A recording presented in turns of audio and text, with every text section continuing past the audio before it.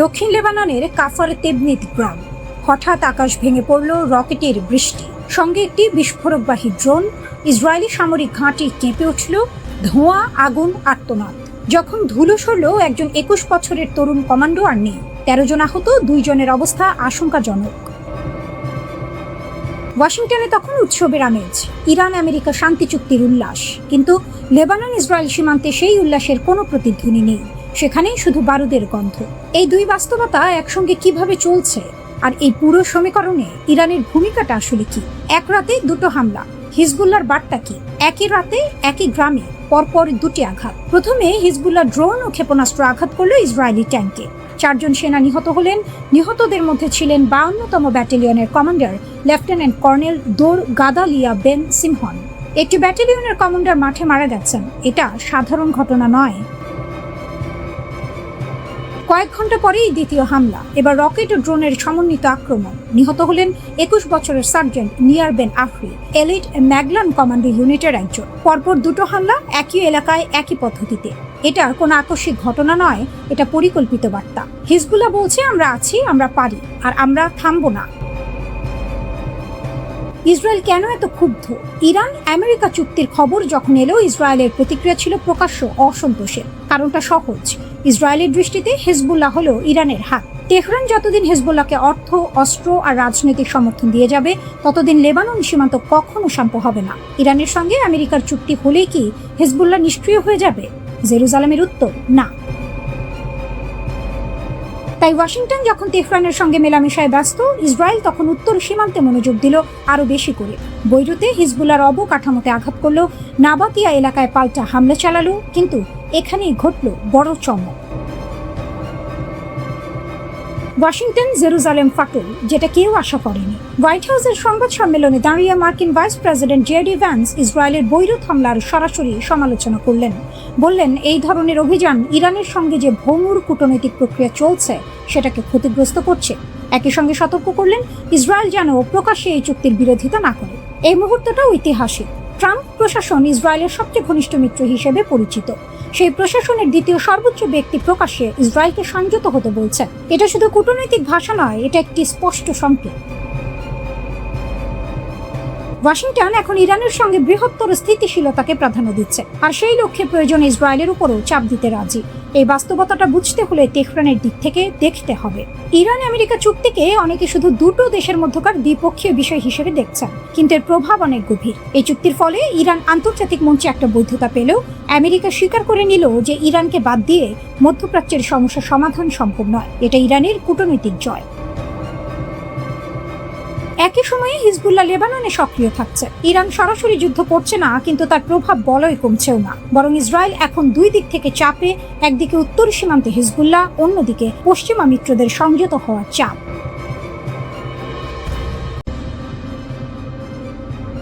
এত যুদ্ধজাহাজ, এত বিমান, এত সেনা মোতায়েনের পরেও আমেরিকা কেন এখনই ইরানে হামলা করছে না? উত্তরটা এসেছে মার্কিন প্রভাবশালী সংবাদ মাধ্যম ওয়াল স্ট্রিট জার্নাল থেকে। আর সেই উত্তরটা অনেকের ধারণার সঙ্গে মেলে না।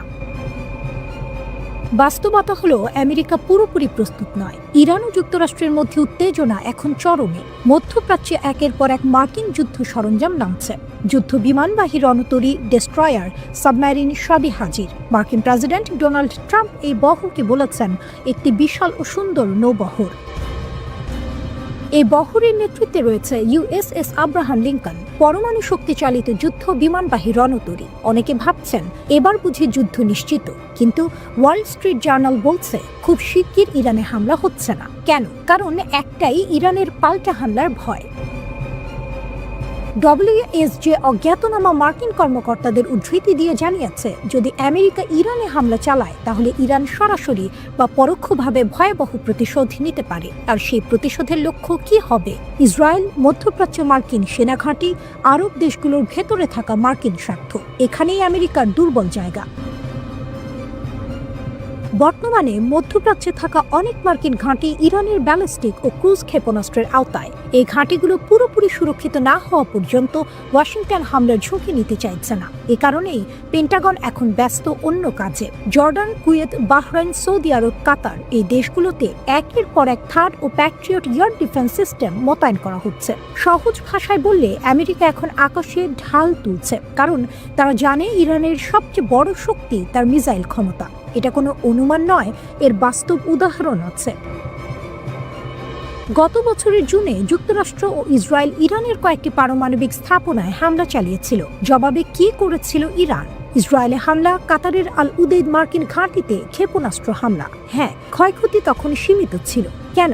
কারণ ইরান আগেই সতর্কবার্তা দিয়েছিল। কিন্তু এবার যদি সরাসরি যুদ্ধ শুরু হয় তাহলে সেই সতর্কবার্তা আর নাও আসতে পারে। এই দুর্বলতা কাটিয়ে উঠতেই আমেরিকা এখন সময় নিচ্ছে।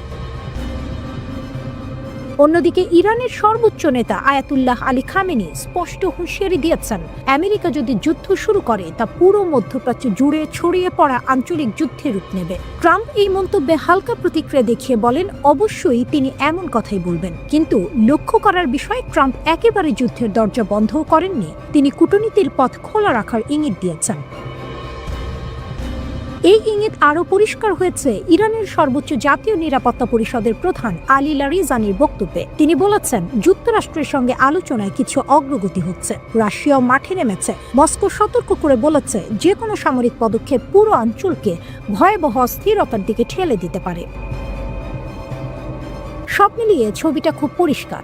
আমেরিকার কাছে অস্ত্র আছে, নৌবহর আছে, ক্ষমতাও আছে, কিন্তু আপাতত নেই একটি জিনিস, নিরাপদ আকাশ। আর সেই নিরাপত্তা নিশ্চিত না হওয়া পর্যন্ত ইরানে হামলা করা মানে নিজেদেরই আগুনের মধ্যে ফেলা। মধ্যপ্রাচ্য আবার কি যুদ্ধের দিকে যাচ্ছে? ওখানকার পরিস্থিতি আবারও ভয়ঙ্করভাবে উত্তপ্ত হয়ে উঠছে।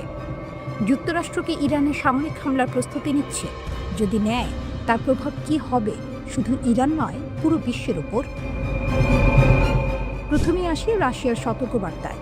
মস্কো থেকে ক্রেমলিন স্পষ্ট ভাষায় বলেছে, যুক্তরাষ্ট্র যদি ইরানে হামলা চালায় তাহলে তা পুরো মধ্যপ্রাচ্যকে ভয়াবহ অস্থিতিশীলতার দিকে ঠেলে দেবে। রাশিয়ার মুখপাত্র দিমিত্রি পেসকভ বলেছেন, সামরিক পদক্ষেপ নয়, একমাত্র সমাধান হতে পারে কূটনৈতিক আলোচনা। অর্থাৎ রাশিয়া স্পষ্টভাবে যুদ্ধের বিপক্ষে অবস্থান নিচ্ছে। কিন্তু অন্যদিকে ইসরায়েলি মিডিয়ার রিপোর্ট বলছে ভিন্ন কথা। তারা দাবি করছে, যুক্তরাষ্ট্রের সামরিক প্রস্তুতি প্রায় সম্পূর্ণ, যে কোনো মুহূর্তে হামলা হতে পারে। এই খবরে তেহরানও চুপ নেই। জেনেভায় ইরানের জাতিসংঘ দূত জানিয়েছেন, ইরান সব ধরনের পরিস্থিতির জন্য প্রস্তুত, এমনকি আগ্রাসনের জন্য। ইরান বলছে, যুক্তরাষ্ট্রের সঙ্গে কিছু অনানুষ্ঠানিক বার্তা আদান প্রদান হয়েছে, কিন্তু সেটাকে তারা আনুষ্ঠানিক আলোচনা বলতে নারাজ। মানে দরজা পুরোপুরি বন্ধ নয়, আবার খোলাও নয়। এখন আসে ইরানের সামরিক অবস্থানে। ইরানের প্রতিরক্ষা মন্ত্রণালয়ের মুখপাত্র সোজা সাপটা হুঁশিয়ারি দিয়েছেন, যদি যুক্তরাষ্ট্র বা ইসরায়েল হামলা চালায় তাহলে আগের সব সংঘাতের চেয়েও ভয়ঙ্কর জবাব দেওয়া হবে। ইরানের ভাইস প্রেসিডেন্টও বলেছেন, দেশটির কাছে যুদ্ধকালীন সব পরিকল্পনা প্রস্তুত আছে। তারা যুদ্ধ চায় না, কিন্তু আক্রমণ হলে কঠোর প্রতিরোধ হবে। ওদিকে যুক্তরাষ্ট্র কি করছে? যুক্তরাষ্ট্র মধ্যপ্রাচ্যে তাদের সামরিক উপস্থিতি আরও বাড়াচ্ছে। বিশাল যুদ্ধ জাহাজ USS আব্রাহাম লিঙ্কন এবং তার স্ট্রাইক গ্রুপ ইতিমধ্যে ভারত মহাসাগরে ঢুকে পড়েছে। সঙ্গে আছে যুদ্ধ বিমান, সামরিক পরিবহন বিমান এবং আধুনিক ক্ষেপণাস্ত্র প্রতিরক্ষা ব্যবস্থা। এই যুদ্ধজাহাজে রয়েছে এইজিস কমব্যাট সিস্টেম, যেটাকে যুক্তরাষ্ট্র তাদের প্রায় অজেয় প্রতিরক্ষা ব্যবস্থা বলে দাবি করে। কিন্তু এখানেই আসে সবচেয়ে আলোচিত বিষয়। সম্প্রতি ইরান একটি প্রচারমূলক ভিডিও প্রকাশ করেছে। সেখানে দাবি করা হয়েছে, তাদের নতুন প্রজন্মের হাইপারসনিক ক্ষেপণাস্ত্র USS আব্রাহাম লিঙ্কনকে 2 টুকরো করে দিতে পারে। ইরানের দাবি, এই ক্ষেপণাস্ত্রের গতি ম্যাক 13, অর্থাৎ শব্দের গতির 13 গুণ। ইরানের বক্তব্য অনুযায়ী এত দ্রুতগতির এবং মাঝপথের দিক পরিবর্তন করতে সক্ষম ক্ষেপণাস্ত্রকে বর্তমান রাডার সিস্টেম ঠিকভাবে ধরতেই পারে না। আরও ভয়ঙ্কর বিষয় হলো, যদি একসঙ্গে শত শত ক্ষেপণাস্ত্র ও ড্রোন ছোড়া হয় তাহলে অত্যাধুনিক প্রতিরক্ষা ব্যবস্থাও চাপে পড়ে যায়। দামি ক্ষেপণাস্ত্র দিয়ে সস্তা ড্রোন ঠেকাতে গিয়ে একসময় প্রতিরক্ষা ব্যবস্থা খালি হয়ে যায়। এই কৌশলকে বলা হয় স্যাচুরেশন অ্যাটাক, সংখ্যা জোরে প্রতিরক্ষা ভেঙে দেয়া। মার্কিন প্রেসিডেন্ট ডোনাল্ড ট্রাম্প নিজেই বলেছেন, ইরানের দিকে একটি বিশাল নৌবহর এগিয়ে যাচ্ছে। তিনি দাবি করেছেন, তিনি যুদ্ধ চান না, কিন্তু যদি দরকার হয় শক্তি ব্যবহার করা হবে। এদিকে খবর আসছে, ইসরায়েল ছাড়াও সংযুক্ত আরব আমিরাত, জর্ডান, যুক্তরাষ্ট্রকে সহযোগিতা করতে পারে। গোয়েন্দা তথ্য, লজিস্টিক সাপোর্ট এবং ক্ষেপণাস্ত্র প্রতিরোধে। এর জবাবে ইরানের রিভলিউশনারি গার্ড বলছে মধ্যপ্রাচ্যের প্রতিটি মার্কিন ঘাঁটি তাদের লক্ষ্যবস্তুতে পরিণত হবে। সব মিলিয়ে পরিস্থিতি খুব স্পষ্ট। একদিকে সামরিক শক্তি প্রদর্শন, অন্যদিকে কূটনৈতিক কথাবার্তা, আর মাঝখানে পুরো মধ্যপ্রাচ্য। প্রশ্ন একটাই, এটা কি শুধু চাপ সৃষ্টি করার খেলা, নাকি সত্যি আর একটি বড় যুদ্ধের দোরগোড়ায় দাঁড়িয়ে মধ্যপ্রাচ্য?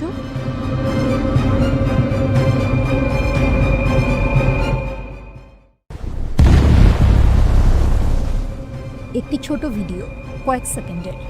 একটি জাহাজ আগুনে জ্বলছে, আর ক্যাপশনে মাত্র একটি শব্দ, সুন, অর্থাৎ শিগগিরই। এই ভিডিওটা প্রকাশ করেছে ইয়েমেনের হুথি বিদ্রোহীরা। এখন প্রশ্ন হলো, একটা ভিডিওতেই এত আতঙ্ক কেন? কারণ হুথিরা সাধারণ কোনো গ্রুপ নয়।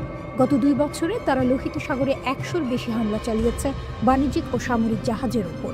তাদের দাবি ছিল গাজা যুদ্ধে ইসরায়েলের উপর চাপ তৈরি করাই ছিল লক্ষ্য। যুদ্ধবিরতির পর এই হামলা কিছুটা থেমেছে, কিন্তু হুথিরা কখনো বলেনি যে তারা পুরোপুরি থেমে গেছে। বরং তারা বারবার বলেছে যে কোনো সময় আবার শুরু হতে পারে। আর লোহিত সাগর কেন এত গুরুত্বপূর্ণ? কারণ বিশ্বের প্রায় 12% বৈশ্বিক বাণিজ্য এই পথ দিয়ে হয়। ইউরোপ, এশিয়া, আফ্রিকার মধ্যে জ্বালানি, খাদ্য, পণ্য সবকিছুই এই রুটের ওপর নির্ভরশীল। এখানে সমস্যা মানেই গোটা বিশ্বের প্রভাব। এখন আসি সবচেয়ে গুরুত্বপূর্ণ অংশে। এই ভিডিও প্রকাশের সময় এই খবর এসেছে একটি মার্কিন বিমানবাহী রণতরী মধ্যপ্রাচ্যের দিকে এগোচ্ছে। যুক্তরাষ্ট্র, ইরান এবং তার মিত্রদের নিয়ে ক্রমেই কঠোর অবস্থান নিচ্ছে। মার্কিন প্রেসিডেন্ট ডোনাল্ড ট্রাম্প প্রকাশ্যে হুমকি দিয়েছেন, ইরান বা তার মিত্ররা যদি আক্রমণ চালায় তাহলে তার জবাব দেওয়া হবে সামরিক শক্তিতে। অনেক বিশ্লেষক বলছেন এই রণতরীর অগ্রযাত্রা শুধুই প্রতিরক্ষা নয়, এটি একটি বার্তা। এমনকি কেউ কেউ বলছেন এটি হয়তো একটি অঘোষিত সময়সীমা, এবং এখানেই পরিস্থিতি আরও ভয়ঙ্কর হয়ে ওঠে। এই ঘটনার ঠিক একদিন আগে ইরাকের একটি শক্তিশালী শিয়া সশস্ত্র গোষ্ঠী কাতাইব হিজবুল্লাহ একটি বিবৃতি দেয়, কিন্তু এটা সাধারণ বিবৃতি ছিল না, এটা ছিল অনেকটা যুদ্ধের প্রস্তুতির ঘোষণা। তারা স্পষ্টভাবে বলে ইরানের পক্ষে যুদ্ধে নামতে তারা প্রস্তুত। শুধু ইরাক নয়, তারা সারা বিশ্বের তথাকথিত প্রতিরোধ যোদ্ধাদের প্রস্তুত থাকতে আহ্বান জানায়। তাদের ভাষা ছিল খুবই কড়া। ইরানকে বলা হয় মুসলিম বিশ্বের দুর্গ। দাবি করা হয় গত 4 দশক ধরে ইরান নিপীড়িতদের পাশে দাঁড়িয়েছে, ধর্ম বা জাতি নির্বিশেষে। অন্যদিকে যুক্তরাষ্ট্র ও ইসরায়েলকে চিত্রিত করা হয় এমন শক্তি হিসেবে যারা ধ্বংস ও দমন চালাতে চায়। সবচেয়ে ভয়ঙ্কর অংশটি আসে শেষে। বিবৃতিতে বলা হয় ইরানের বিরুদ্ধে যুদ্ধ মানে হবে হঠাৎ ও ভয়াবহ পরিণতি। এমনকি সরাসরি বলা হয় এই অঞ্চলে তোমাদের কিছুই অবশিষ্ট থাকবে না। বিশেষজ্ঞরা বলছেন পুরো বিষয়টা বুঝতে হলে আমাদের বড় ছবিটা দেখতে হবে। হুথি, কাতাইব হিজবুল্লাহ, লেবাননের হিজবুল্লাহ, এরা সবাই ইরানের তথাকথিত অ্যাক্সেস অফ রেজিস্ট্যান্সের অংশ। ইরানের উপর সরাসরি আঘাত এলে এই গোষ্ঠীগুলো একসঙ্গে সক্রিয় হতে পারে। তখন যুদ্ধ আর শুধু ইরান বনাম যুক্তরাষ্ট্র বা ইসরায়েল থাকবে না, এটি ছড়িয়ে পড়তে পারে ইয়েমেন, ইরাক, লেবানন, এমনকি লোহিত সাগর জুড়ে। এর প্রভাব পড়বে জ্বালানি বাজারে, শিপিং রুটে এবং শেষ পর্যন্ত সাধারণ মানুষের জীবনে। সবচেয়ে চিন্তার বিষয় হলো এই উত্তেজনার মধ্যে কোনো ভুল সিদ্ধান্ত, কোনো ভুল হিসাব পুরো পরিস্থিতিকে নিয়ন্ত্রণের বাইরে নিয়ে যেতে পারে। একটি ছোট ভিডিও, একটি শব্দ, সুন, কিন্তু এই শব্দটার ভেতরেই লুকিয়ে থাকতে পারে আগামী দিনের সবচেয়ে বড় সংঘাতের ইঙ্গিত।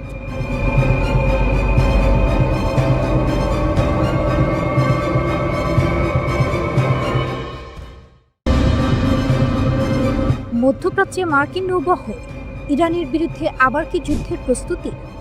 মধ্যপ্রাচ্যে আবার উত্তেজনার পারদ চলছে, আর এই উত্তেজনার কেন্দ্রে রয়েছে যুক্তরাষ্ট্র ও ইরান। মার্কিন প্রেসিডেন্ট ডোনাল্ড ট্রাম্প নিজেই ঘোষণা করেছেন মার্কিন নৌবাহিনীর একটি বিশাল আর্মাডা পারস্য উপসাগরের দিকে এগোচ্ছে। এই ঘোষণার পরেই প্রশ্ন উঠছে, যুক্তরাষ্ট্র কি আবার ইরানে হামলার প্রস্তুতি নিচ্ছে, নাকি এটা শুধুই শক্তি প্রদর্শন? যুক্তরাষ্ট্র কি সামরিক শক্তি পাঠাচ্ছে? মার্কিন কর্মকর্তাদের মতে যুক্তরাষ্ট্র এখন মধ্যপ্রাচ্যে পাঠাচ্ছে একটি এয়ারক্রাফট ক্যারিয়ার স্ট্রাইক গ্রুপ, আধুনিক যুদ্ধ জাহাজ, ক্ষেপণাস্ত্র প্রতিরক্ষা ব্যবস্থা। এই বহরের নেতৃত্বে রয়েছে USS Abraham Lincoln aircraft carrier. এই জাহাজটি মূলত দক্ষিণ চীন সাগরের দিকে যাচ্ছিল, কিন্তু হঠাৎ করেই দিক বদলে মধ্যপ্রাচ্যের দিকে পাঠানো হয়। এই ক্যারিয়ার গ্রুপে আছে আর্লিজ বার্ক ক্লাস ডেস্ট্রয়ার, যেগুলোতে রয়েছে টমাহক ক্রুইজ মিসাইল, যা ইরানের ভেতরে অনেক গভীর লক্ষ্যবস্তুতে আঘাত হানতে সক্ষম। এছাড়া এসব জাহাজে রয়েছে এইজিস কমব্যাট সিস্টেম, যা ব্যালিস্টিক ও ক্রুজ মিসাইল প্রতিরোধে ব্যবহৃত হয়। ট্রাম্প কি বলছেন? ট্রাম্প সরাসরি বলেছেন, আমরা ইরানের দিকে নজর রাখছি, অনেক জাহাজ সেই দিকে যাচ্ছে, হয়তো ব্যবহার করতে হবে না, কিন্তু প্রস্তুত থাকা জরুরি। অর্থাৎ বার্তা পরিষ্কার, যুদ্ধ না হলেও যুদ্ধের প্রস্তুতি পুরোপুরি। তবে লক্ষ্য করার বিষয়, কিছুদিন আগেই ট্রাম্প ইরানের সরকার বিরোধী বিক্ষোভকারীদের সমর্থন দিয়ে বলেছিলেন সাহায্য আসছে, কিন্তু বিক্ষোভ দমনের পর ট্রাম্প আবার সামরিক ভাষা কিছুটা কমিয়ে আনে। 2025 সালের জুন মাসে যুক্তরাষ্ট্র ঠিক এভাবেই মধ্যপ্রাচ্যে সামরিক শক্তি বাড়িয়েছিল। তারপরই ইসরায়েল ইরান 12 দিনের যুদ্ধ, যুক্তরাষ্ট্র B-2 কম্বার ব্যবহার করে এবং সাবমেরিন থেকে 30টি টমাহক মিসাইল ছুড়ে ইরানের 3টি পারমাণবিক স্থাপনায় হামলা চালায়। এই কারণেই এবারকার নৌবহর অনেকের কাছে ডেজাভু মনে হচ্ছে। মধ্যপ্রাচ্যে যুক্তরাষ্ট্রের সামরিক উপস্থিতি কত বড়? অনেকে ভাবেন যুক্তরাষ্ট্র এখন নতুন করে সেনা পাঠাচ্ছে, কিন্তু বাস্তবতা হলো মধ্যপ্রাচ্যে আগে থেকেই 40 থেকে 50 হাজার মার্কিন সেনা আছে, অন্তত 19টি সামরিক স্থাপনা, এর মধ্যে 8টি স্থায়ী ঘাঁটি। যেসব দেশে মার্কিন ঘাঁটি রয়েছে: বাহরাইন, কাতার, কুয়েত, সৌদি আরব, সংযুক্ত আরব আমিরাত, ইরাক, জর্ডান, মিশর। ইরান বহুদিন ধরেই বলে আসছে, যুদ্ধ শুরু হলে এসব ঘাঁটি হবে প্রথম লক্ষ্য। ইরানের প্রতিক্রিয়া কি? ইরান কোনো রাগঢাক না করে হুঁশিয়ারি দিয়েছে। ইরানি সামরিক সমন্বয়ক আলী আবদুল্লাহি আলিয়াবাদী বলেছেন, ইরানে হামলা হলে অঞ্চলের সব মার্কিন ঘাঁটি বৈধ লক্ষ্যবস্তু হবে। রিভলিউশনারি গার্ডের প্রধান জেনারেল পাকুর বলেছেন, আমরা আগের যে কোনো সময়ের চেয়ে বেশি প্রস্তুত। ট্রিগারে আঙুল। পররাষ্ট্রমন্ত্রী আব্বাস আরাকচি স্পষ্ট ভাষায় বলেন, হামলা হলে আমাদের সবকিছু দিয়ে পাল্টা আঘাত করব। বিমান চলাচলে প্রভাব পড়েছে। পুরোপুরি বন্ধ না হলেও এয়ার ফ্রান্স, KLM, লাক্সেয়ার সহ একাধিক ইউরোপীয় এয়ারলাইন সাময়িকভাবে দুবাই ও তেল আবিবের ফ্লাইট বাতিল বা পিছিয়েছে। কারণ একটাই, আকাশপথে নিরাপত্তা ঝুঁকি। নতুন নিষেধাজ্ঞাও এসেছে। হ্যাঁ, যুক্তরাষ্ট্র সম্প্রতি 9টি জাহাজ ও তাদের মালিকদের উপর নিষেধাজ্ঞা দিয়েছে। অভিযোগ, এই জাহাজগুলো গোপনে ইরানের তেল বিক্রি করছিল। তাহলে কি যুদ্ধ আসন্ন? এখন পর্যন্ত কোনো সরাসরি হামলার ঘোষণা নেই।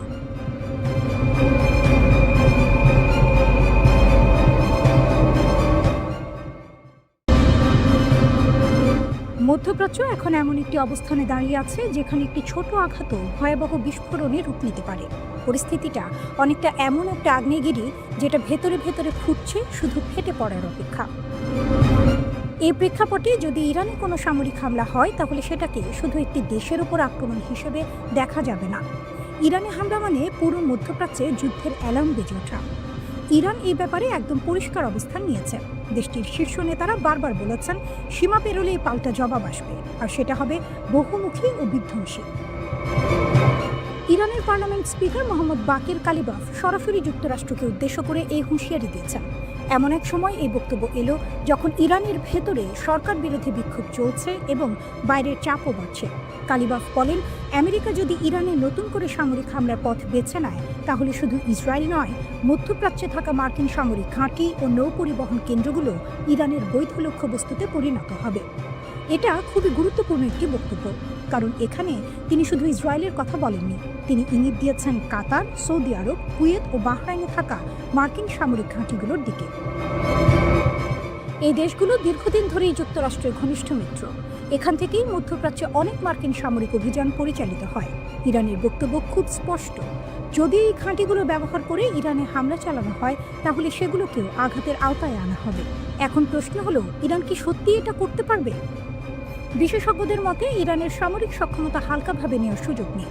ইরানের হাতে রয়েছে উন্নত ব্যালিস্টিক ক্ষেপণাস্ত্র, দীর্ঘপাল্লার ড্রোন প্রযুক্তি এবং সবচেয়ে বড় কথা, পুরো মধ্যপ্রাচ্য জুড়ে তাদের আঞ্চলিক মিত্রদের শক্ত নেটওয়ার্ক।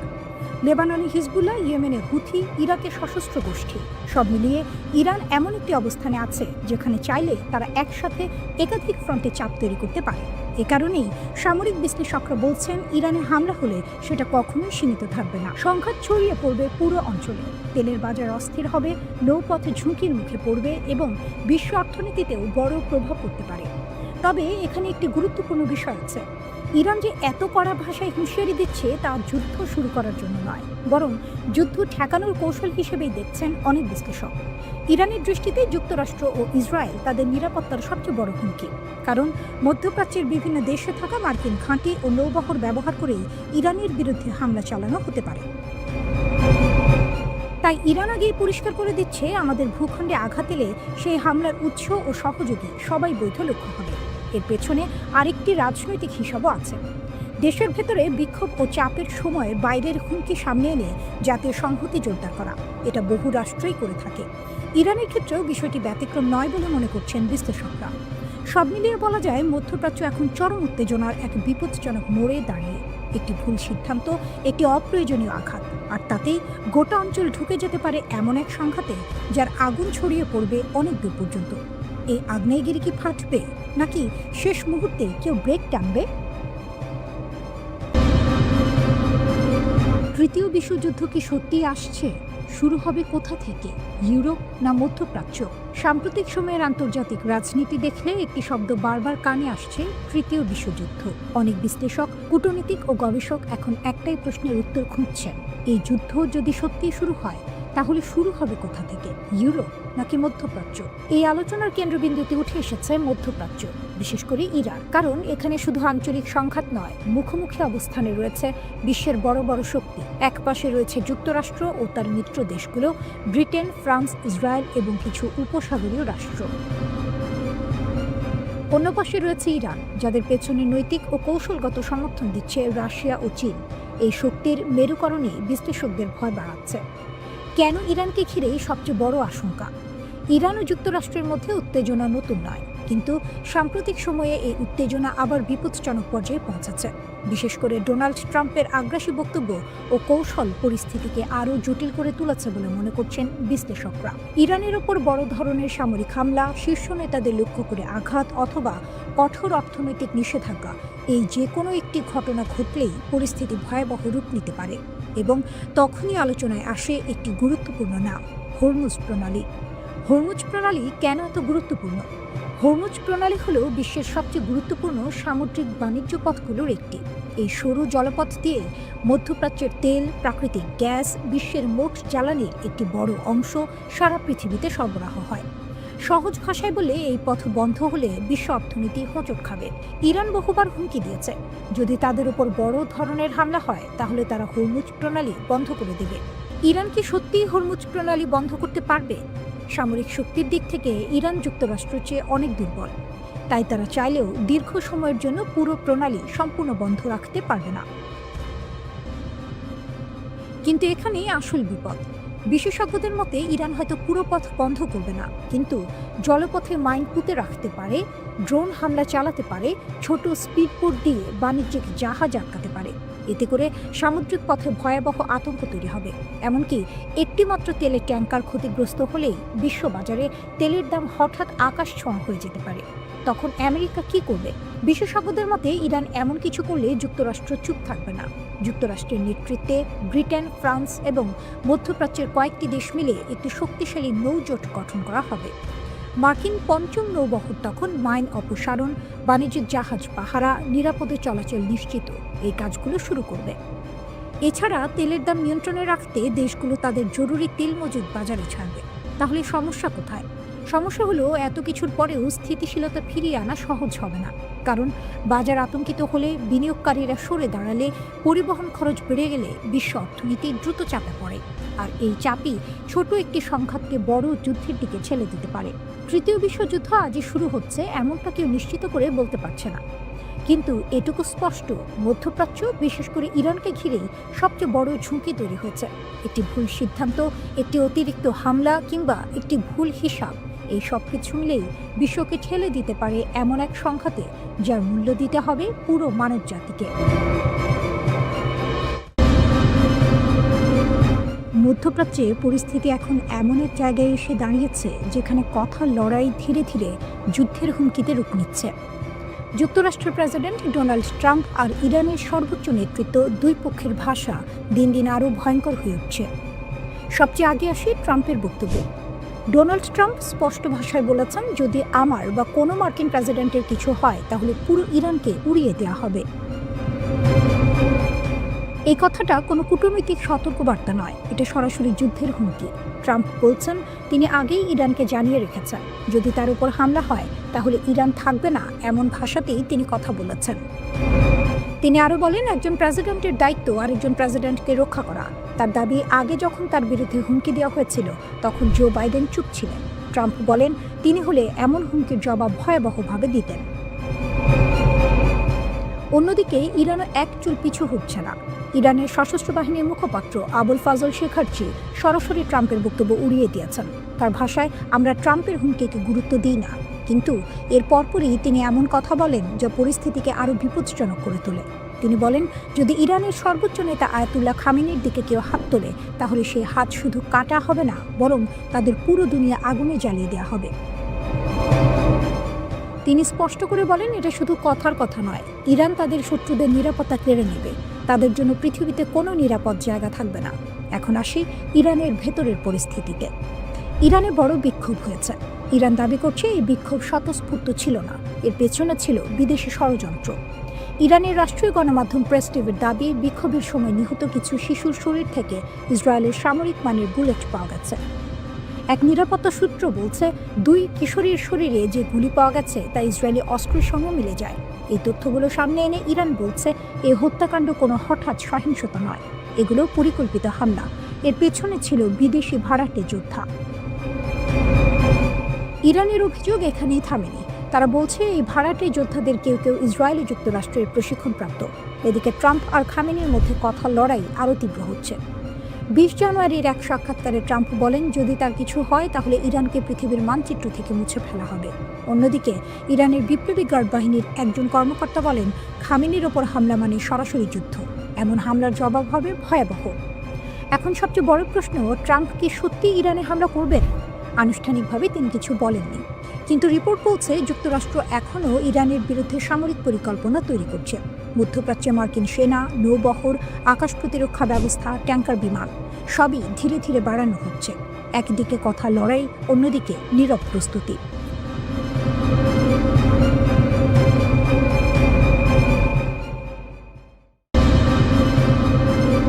মধ্যপ্রাচ্যে আবারও যুদ্ধের আশঙ্কা বাড়ছে।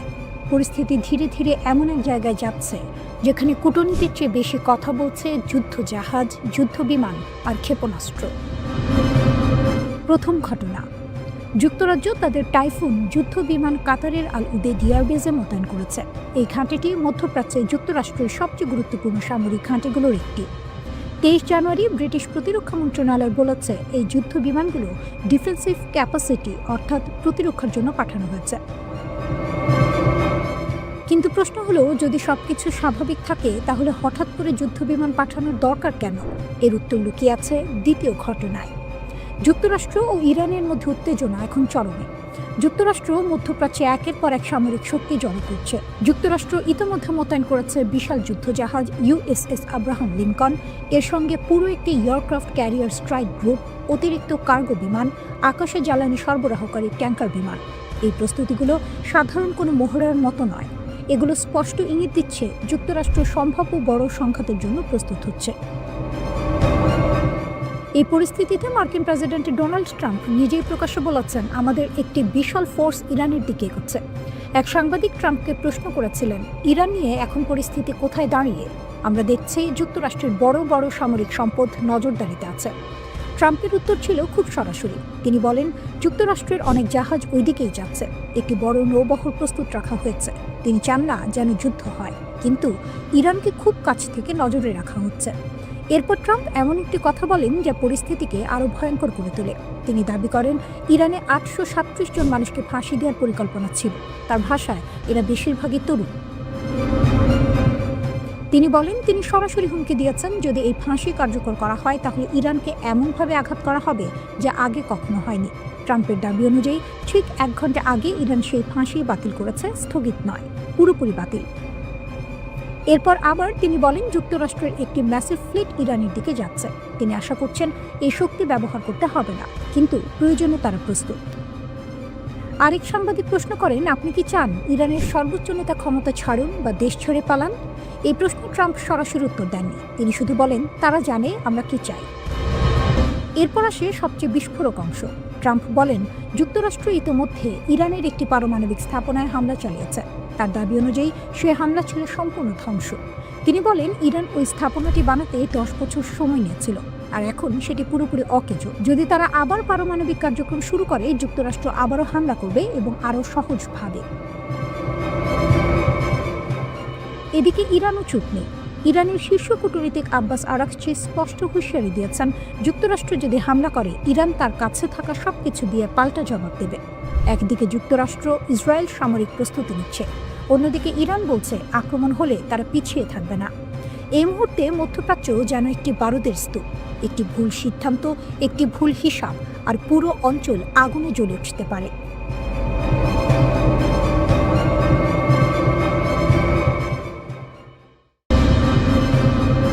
যুক্তরাষ্ট্রের ঘাঁটিতে হামলার হুঁশিয়ারি, ইরান কি বার্তা দিচ্ছে? মধ্যপ্রাচ্যে আবারও বড় ধরনের উত্তেজনার ইঙ্গিত মিলছে।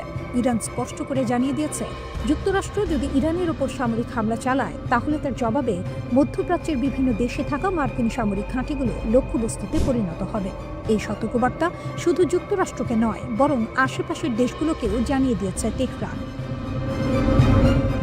বার্তা সংস্থা রয়টার্স জানায়, মার্কিন প্রেসিডেন্ট ডোনাল্ড ট্রাম্প ইরানে চলমান বিক্ষোভকে সমর্থন জানিয়ে সম্ভাব্য হামলার হুমকি দেওয়ার পরই এই প্রতিক্রিয়া এসেছে। ইরানের এক জ্যেষ্ঠ কর্মকর্তা রয়টার্সকে জানান, তেহরান সৌদি আরব, সংযুক্ত আরব আমিরাত ও তুরস্ক সহ এই অঞ্চলের দেশগুলোকে সতর্ক করেছে। ওই কর্মকর্তার ভাষায়, ইরান এসব দেশকে অনুরোধ করেছে যেন তারা ওয়াশিংটনকে ইরানে হামলা চালানো থেকে বিরত রাখে, কারণ যুক্তরাষ্ট্র যদি ইরানে আঘাত হানে, তাহলে এসব দেশে থাকা মার্কিন ঘাঁটিতেও পাল্টা হামলা চলতে পারে।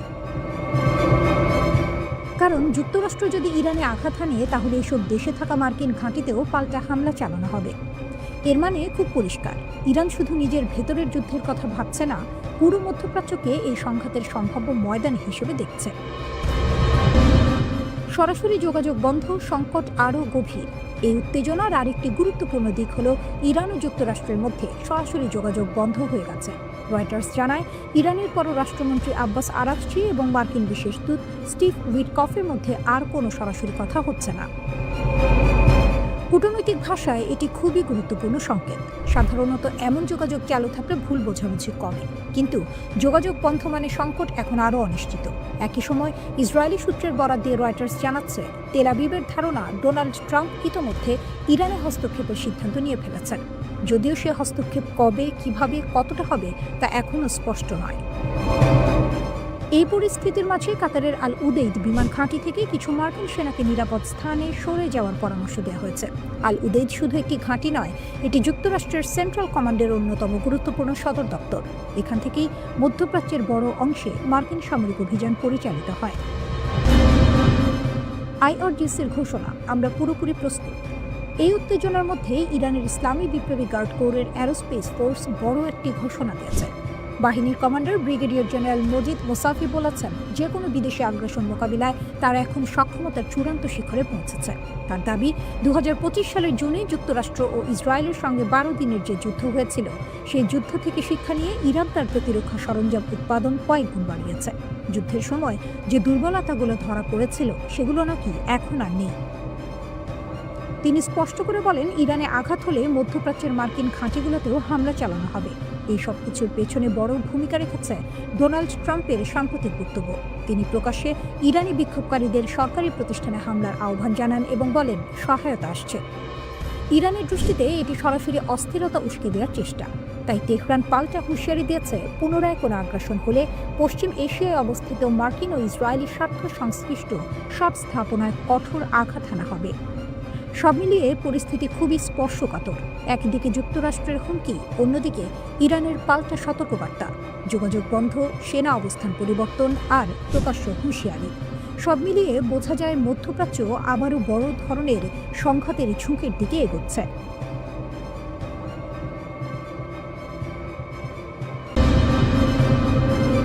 মধ্যপ্রাচ্যে এখন যেন কুণ্ডলীর ওপর বসে আগুন নিয়ে খেলা চলছে।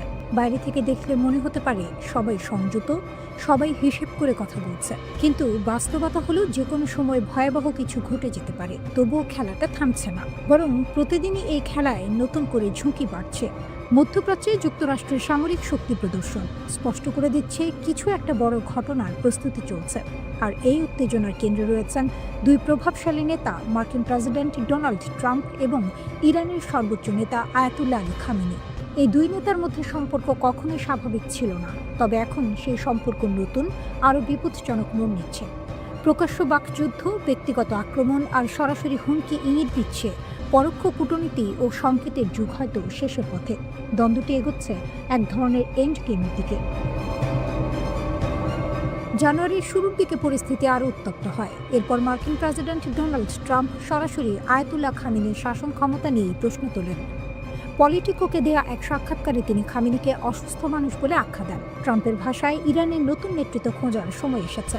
এই মন্তব্য আন্তর্জাতিক অঙ্গনে তীব্র প্রতিক্রিয়া সৃষ্টি করে, কারণ এটি শুধু সমালোচনা নয়, এটি ছিল একটি স্পষ্ট বার্তা যে যুক্তরাষ্ট্র ইরানের নেতৃত্ব পরিবর্তনের কথাও প্রকাশ্যে ভাবছে। এর আগেই খামেনি নিজেও যুক্তরাষ্ট্রের বিরুদ্ধে তার অন্যতম কঠোর ভাষণ দেন। ইরান জুড়ে চলমান বিক্ষোভ দমনে হাজার হাজার মানুষের মৃত্যুর বিষয়টি তিনি স্বীকার করেন, তবে দায় চাপান সরাসরি মার্কিন প্রেসিডেন্টের ওপর। তার ভাষায় ইরানি জাতির ওপর যে ক্ষয়ক্ষতি ও অপবাদ চাপানো হয়েছে তার জন্য ট্রাম্পই দায়ী। এই উত্তেজনায় ঘি ঢালেন ইরানের প্রেসিডেন্ট মাসুদ পেজিশকিয়ান। তিনি ট্রাম্পের মন্তব্যকে অগ্রহণযোগ্য ও অপমানজনক বলে আখ্যা দেন। পাশাপাশি হুঁশিয়ারি দেন খামেনির বিরুদ্ধে কোনো পদক্ষেপ নেওয়া হলে তা সরাসরি সর্বাত্মক যুদ্ধের দিকে গড়াবে। ট্রাম্প খামেনি দ্বন্দ্ব নতুন নয়, এর সবচেয়ে নাটকীয় মোড় আসে 2020 সালের জানুয়ারিতে। তখন ট্রাম্পের নির্দেশে ইরাকের বাগদাদে মার্কিন ড্রোন হামলায় নিহত হন ইরানের কুদস ফোর্সের প্রধান কাসেম সোলাইমানি। এই হত্যাকাণ্ড খামেনির কাছে ছিল ব্যক্তিগত অপমান ও জাতীয় আঘাত। সোলাইমানির মৃত্যুর পর খামেনি অভিযুক্তদের মানবজাতির সবচেয়ে নিকৃষ্ট বলে আখ্যা দেন এবং প্রতিশোধের অঙ্গীকার করেন। বিশ্লেষকদের মতে এই ঘটনার পর দ্বন্দ্বটি কৌশলগত স্তর থেকে ব্যক্তিগত শত্রুতায় রূপ নেয়। এরপর থেকে খামেনি প্রায় ট্রাম্পকে আমেরিকান আগ্রাসন ও অবক্ষয়ের প্রতীক হিসেবে তুলে ধরেছেন। কখনো ক্লাউন বলেও কটাক্ষ করেছেন, যদিও নাম উচ্চারণ এড়িয়ে গেছেন। অন্যদিকে ট্রাম্পও 2019 সালে খামেনির ওপর নিষেধাজ্ঞা আরোপ করে তাকে ইরানের সব কর্মকাণ্ডের জন্য চূড়ান্তভাবে দায়ী করেন। এক বছরের পর জাপানের তৎকালীন প্রধানমন্ত্রী শিনজো আবের মাধ্যমে পাঠানো ট্রাম্পের বার্তা প্রকাশ্যে প্রত্যাখ্যান করেন খামেনি। তিনি বলেন, ট্রাম্প কোনো বার্তা পাওয়ার যোগ্য নন।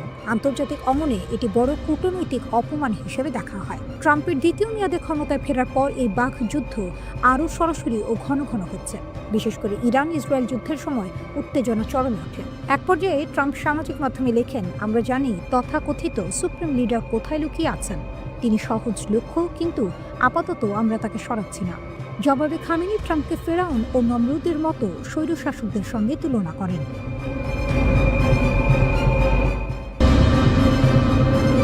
মধ্যপ্রাচ্যে উত্তেজনা কমছে এমন কোনো লক্ষণ এখনও দেখা যাচ্ছে না। বাইরে থেকে যতই বলা হোক, পরিস্থিতি নিয়ন্ত্রণে ভেতরে ভেতরে চলছে বড় ধরনের সামরিক প্রস্তুতি। সাম্প্রতিক ঘটনাগুলো দেখলে বোঝা যায় যুক্তরাষ্ট্র ও ইরান দুই পক্ষই নিজেদের অবস্থান শক্ত করতে ব্যস্ত। মার্কিন প্রেসিডেন্ট ডোনাল্ড ট্রাম্প আপাতত বলেছেন তিনি ইরানে সরাসরি হামলা চালাতে চান না, কিন্তু বাস্তবে দেখা যাচ্ছে সামরিক তৎপরতা একটুও কমেনি। বরং যুক্তরাষ্ট্র মধ্যপ্রাচ্যে আরও যুদ্ধবিমান, যুদ্ধজাহাজ এবং ক্ষেপণাস্ত্র প্রতিরক্ষা ব্যবস্থা পাঠাচ্ছে। মার্কিন বিমান বাহিনী নিশ্চিত করেছে তাদের অত্যাধুনিক F-15E স্ট্রাইক ইগল যুদ্ধবিমান ইতোমধ্যে মধ্যপ্রাচ্যের একটি ঘাঁটিতে পৌঁছেছে। প্রকাশিত ছবিতে দেখা যায় 494তম এক্সপেডিশনারি ফাইটার স্কোয়াড্রনের একটি যুদ্ধবিমান রানওয়েতে অবতরণ করছে। যদিও যুক্তরাষ্ট্র আনুষ্ঠানিকভাবে ঘাঁটির নাম জানায়নি, তবে সামরিক বিশ্লেষকরা একটি গুরুত্বপূর্ণ বিষয় লক্ষ্য করেছেন।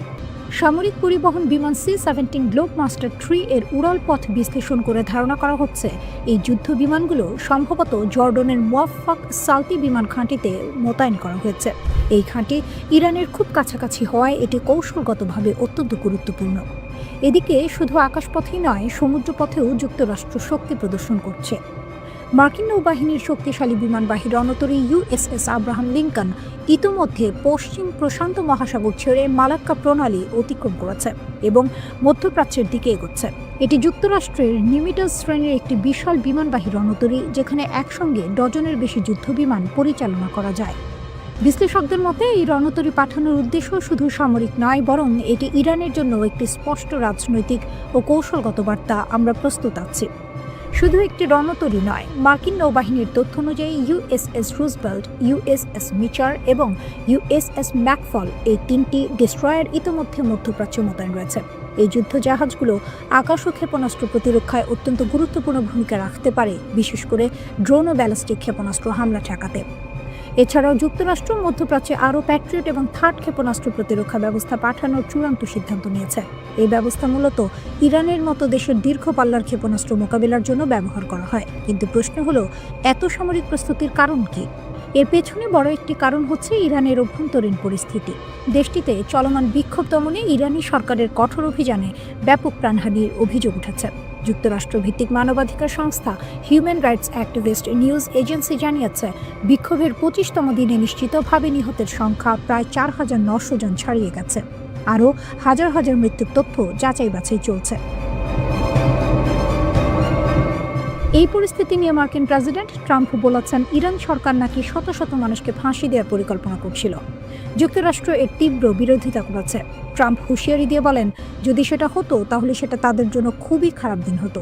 তবে একই সঙ্গে তিনি এটাও বলেছেন, ভবিষ্যতে কি হবে তা এখনই বলা সম্ভব নয়। আপাতত যুক্তরাষ্ট্র পরিস্থিতি পর্যবেক্ষণ করছে। মধ্যপ্রাচ্যে যুক্তরাষ্ট্রের সামরিক উপস্থিতি যত বাড়ছে, ইরানকে ঘিরে উত্তেজনাও তত গভীর হচ্ছে। ইরানে চলমান অস্থিরতা এবং সম্ভাব্য যুদ্ধের আশঙ্কার মধ্যে এবার নতুন করে সতর্কতা জারি করেছে যুক্তরাষ্ট্র। জেরুজালেমে অবস্থিত মার্কিন দূতাবাস একটি নতুন নিরাপত্তা সতর্কবার্তা প্রকাশ করেছে, যা স্পষ্টভাবে জানিয়ে দিচ্ছে পরিস্থিতি যে কোনো সময় খারাপের দিকে যেতে পারে। মার্কিন নাগরিকদের বলা হয়েছে তারা যেন তাদের ভ্রমণ পরিকল্পনা নতুন করে পর্যালোচনা করেন এবং হঠাৎ কোনো জরুরি পরিস্থিতির জন্য প্রস্তুত থাকেন। দূতাবাস বলছে, এই সতর্কতার পেছনে রয়েছে চলমান আঞ্চলিক উত্তেজনা, যার সঙ্গে এখন সরাসরি যুক্ত হয়ে গেছে ইরানের দেশ জুড়ে চলা বিক্ষোভ এবং যুক্তরাষ্ট্র ও ইসরায়েলের বিরুদ্ধে তেহরানের ক্রমবর্ধমান হুমকি। ইরান এই মুহূর্তে কয়েক দশকের মধ্যে সবচেয়ে অস্থির সময় পার করছে। দেশ জুড়ে বিক্ষোভ, দ্রুত বিচার, কড়া নিরাপত্তা ব্যবস্থা এবং প্রতিশোধের হুঁশিয়ারি, সব মিলিয়ে পরিস্থিতি ভয়ঙ্কর রূপ নিচ্ছে। ইরানের নেতারা স্পষ্ট করে বলেছেন, যুক্তরাষ্ট্র বা ইসরায়েল যদি হস্তক্ষেপ করে তাহলে তার ফল ভোগ করতে হবে। এই বক্তব্যই পুরো অঞ্চল জুড়ে বড় সংঘাতের আশঙ্কা আরও বাড়িয়ে তুলেছে। এই প্রেক্ষাপটে ইসরায়েলে থাকা মার্কিন নাগরিকদের ব্যক্তিগত নিরাপত্তা বাড়ানোর আহ্বান জানিয়েছে দূতাবাস। সবাইকে বলা হয়েছে সতর্ক থাকতে হবে, সরকারি নির্দেশনা নিয়মিত অনুসরণ করতে হবে এবং পরিস্থিতি দ্রুত খারাপ হলে সঙ্গে সঙ্গে পদক্ষেপ নেওয়ার জন্য মানসিকভাবে প্রস্তুত থাকতে হবে।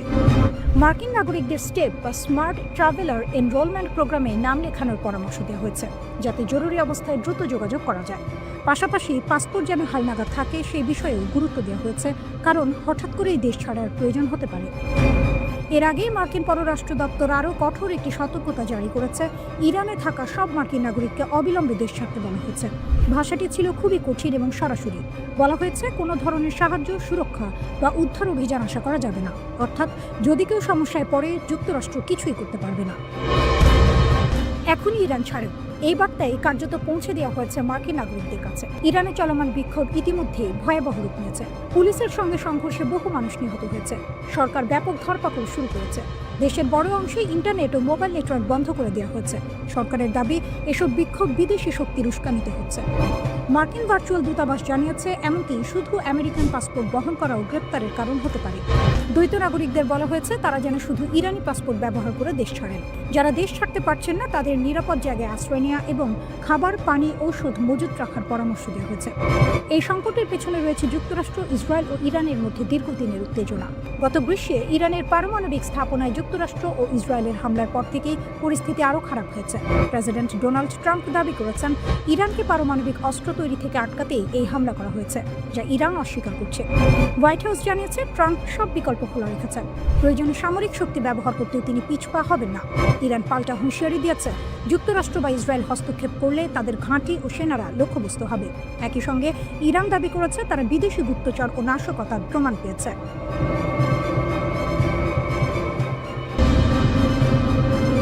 ইরান প্রকাশ্যে বলে দিচ্ছে, আমাদের দিকে তাকানোর চোখটাই উপড়ে ফেলবো। কোনো সিনেমার সংলাপ না, এটা এসেছে ইরানের ইসলামিক রেভলিউশনারি গার্ড কর্পস আইআরজিসির শীর্ষ কমান্ডারের মুখ থেকে। ইরানের আইআরজিসি স্থলবাহিনীর প্রধান ব্রিগেডিয়ার জেনারেল মোহাম্মদ কারামি স্পষ্ট ভাষায় ঘোষণা দিয়েছেন, ইরানের সেনাবাহিনী এখন ফুল রেডি। কেউ যদি ভুল করে ইরানের ওপর হামলার চিন্তা করে তাহলে তার জবাব হবে দ্রুত, কঠোর এবং চূড়ান্ত। কারামি বলেন, ইরানের সশস্ত্র বাহিনীগুলোর মধ্যে সমন্বয় এখন সর্বোচ্চ পর্যায়ে। স্থল, আকাশ, সাইবার সব দিকেই প্রস্তুতি চলছে। প্রতিদিন নতুন সক্ষমতা তৈরি করা হচ্ছে, যেন নতুন ধরনের হুমকি এলেই সঙ্গে সঙ্গে মোকাবিলা করা যায়। কিন্তু এখানে একটি গুরুত্বপূর্ণ শব্দ আছে, হাইব্রিড ওয়ার। কারামির দাবি অনুযায়ী ইরান এখন শুধু সামরিক যুদ্ধের মুখে নয়, তারা লড়ছে একসাথে অনেকগুলো ফ্রন্টে: অর্থনৈতিক চাপ, সামাজিক অস্থিরতা, সাংস্কৃতিক আক্রমণ, রাজনৈতিক ষড়যন্ত্র, সাইবার হামলা, নিরাপত্তা হুমকি। অর্থাৎ এটা বন্দুক বনাম বন্দুকের লড়াই না, এটা পুরো সিস্টেম ভেঙে দেওয়ার যুদ্ধ। তবুও কারামি বলছেন, ইরানের নিরাপত্তা সীমান্ত থেকে শুরু করে দেশের গভীর পর্যন্ত পুরোপুরি নিয়ন্ত্রণে আছে তার সেই বিখ্যাত হুঁশিয়ারি যে চোখ আমাদের ভূমির দিকে লোভ করে তাকাবে, সেই চোখ উপড়ে ফেলা হবে। এদিকে শুধু স্থলবাহিনী নয়, আকাশ থেকে হুঁশিয়ারি এসেছে। আইআরজিসির অ্যারোস্পেস ফোর্সের প্রধান ব্রিগেডিয়ার জেনারেল মাজিদ মুসাভি জানিয়েছেন, ইরানের ক্ষেপণাস্ত্র ও আকাশ প্রতিরক্ষা ব্যবস্থা এখন সর্বোচ্চ প্রস্তুত অবস্থায় রয়েছে। তিনি বলেন, যদি কেউ ইরানের জনগণের উপর হামলা চালায় তাহলে জবাব হবে নির্ণায়ক ও বিধ্বংসী। আর এখানেই সবচেয়ে গুরুত্বপূর্ণ তথ্যটা আসে। মুসাভির দাবি অনুযায়ী সাম্প্রতিক 12 দিনের যুদ্ধের পর ইরানের ক্ষেপণাস্ত্র উৎপাদন আগের চেয়ে আরও বেড়েছে। মানে যুদ্ধ ইরানকে দুর্বল করেনি, বরং আরও প্রস্তুত করেছে। এর আগেও ইরানের প্রতিরক্ষামন্ত্রী আজিজ নাসিরজাদে বলেছিলেন, ইরানের হাতে এমন কিছু চমক আছে যেগুলো হামলাকারীরা কল্পনাও করতে পারবে না। তিনি স্পষ্ট করে দিয়েছেন, ইরানে হামলা হলে শুধু হামলাকারী দেশই নয়, যারা সেই হামলায় সহযোগিতা করবে তাদের ঘাঁটি, স্বার্থ সবই বৈধ লক্ষ্যবস্তু হবে, পৃথিবীর যেখানেই থাকুক না কেন। এখন প্রশ্ন, যুক্তরাষ্ট্র কি করছে? এদিকে যুক্তরাষ্ট্র ও তার আঞ্চলিক মিত্ররা কাতারের আল উদেইদ ঘাঁটিতে নতুন এয়ার ও মিসাইল ডিফেন্স সমন্বয় সেল চালু করেছে। উদ্দেশ্য মধ্যপ্রাচ্য জুড়ে একসাথে প্রতিরক্ষা জোরদার করা। রয়টার্সের তথ্য অনুযায়ী ইরান আগেই প্রতিবেশী দেশগুলোকে সতর্ক করেছে, যুক্তরাষ্ট্র যদি হামলা করে তাহলে ওই দেশগুলোর ভেতরে থাকা মার্কিন ঘাঁটিও নিরাপদ থাকবে না। এমনকি আল উদেইদ ঘাঁটি থেকে মার্কিন সেনাদের 14 জানুয়ারির মধ্যে সরে যেতে বলা হয়। প্রতিরক্ষা জোরদার করা হয়েছে, হামলার অপশন টেবিলেই আছে। সব মিলিয়ে পরিস্থিতি এখন একেবারে আগুন। একদিকে ইরান বলছে আমরা প্রস্তুত, ভয় পাই না, অন্যদিকে যুক্তরাষ্ট্র বলছে দেখি কি হয়।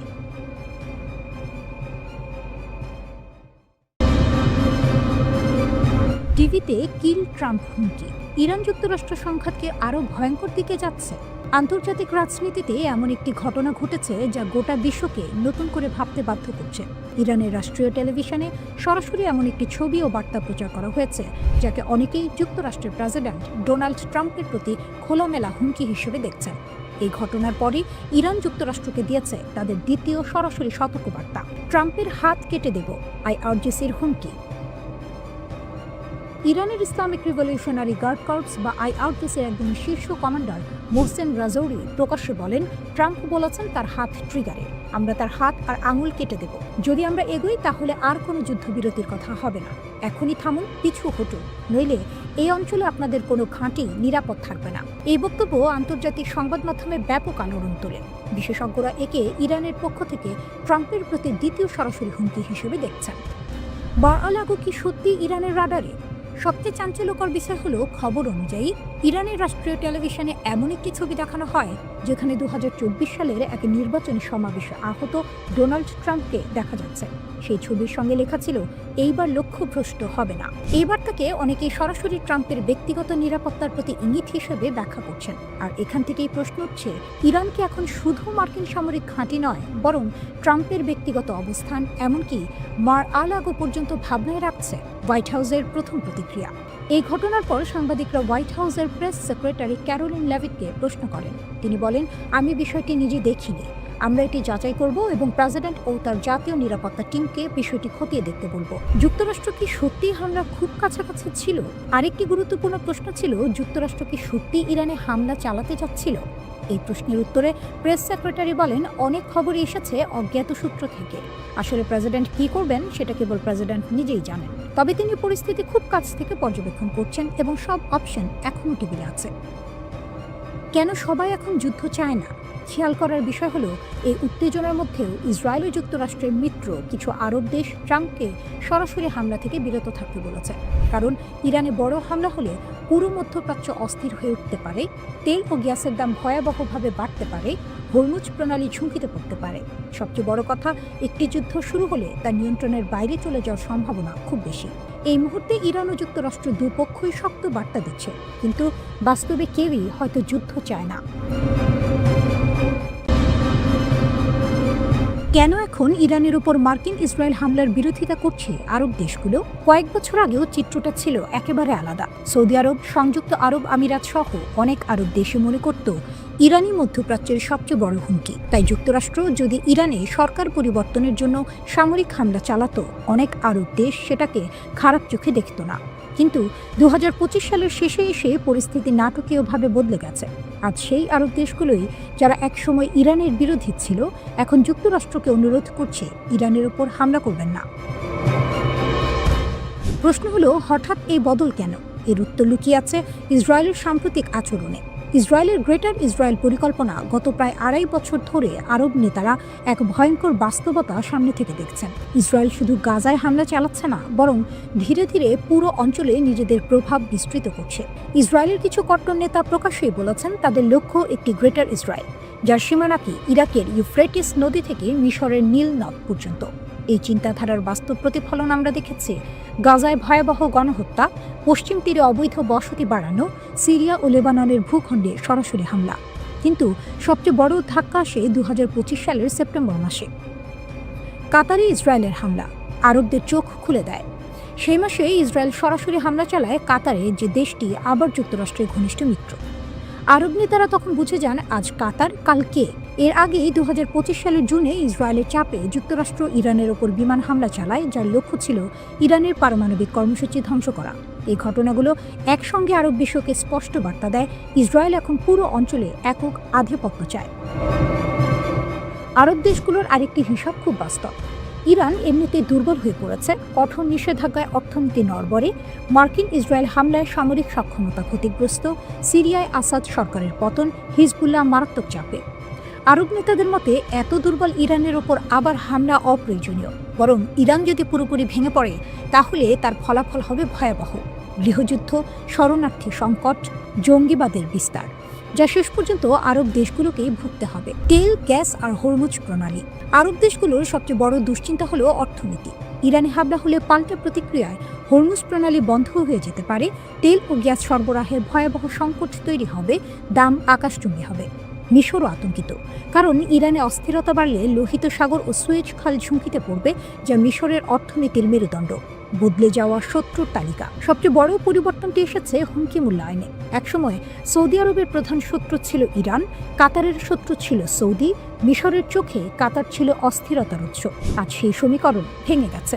আজ অধিকাংশ আরব দেশের চোখে সবচেয়ে বড় হুমকি ইসরায়েল, কারণ সীমান্ত মানে না, আন্তর্জাতিক আইন মানে না, প্রকাশ্যে ভূখণ্ড দখলের কথা বলে। আরব নেতারা ভয় পাচ্ছেন ইসরায়েল হয়তো ইতোমধ্যেই গ্রেটার ইসরায়েলের পথে। ইসরায়েলের লাগামহীন আগ্রাসন আর মার্কিন সমর্থন আজ এমন এক পরিস্থিতি তৈরি করেছে যেখানে বিভক্ত আরব বিশ্বও একটি বিষয়ে একমত হচ্ছে: এই আগুন আর বাড়ানো যাবে না।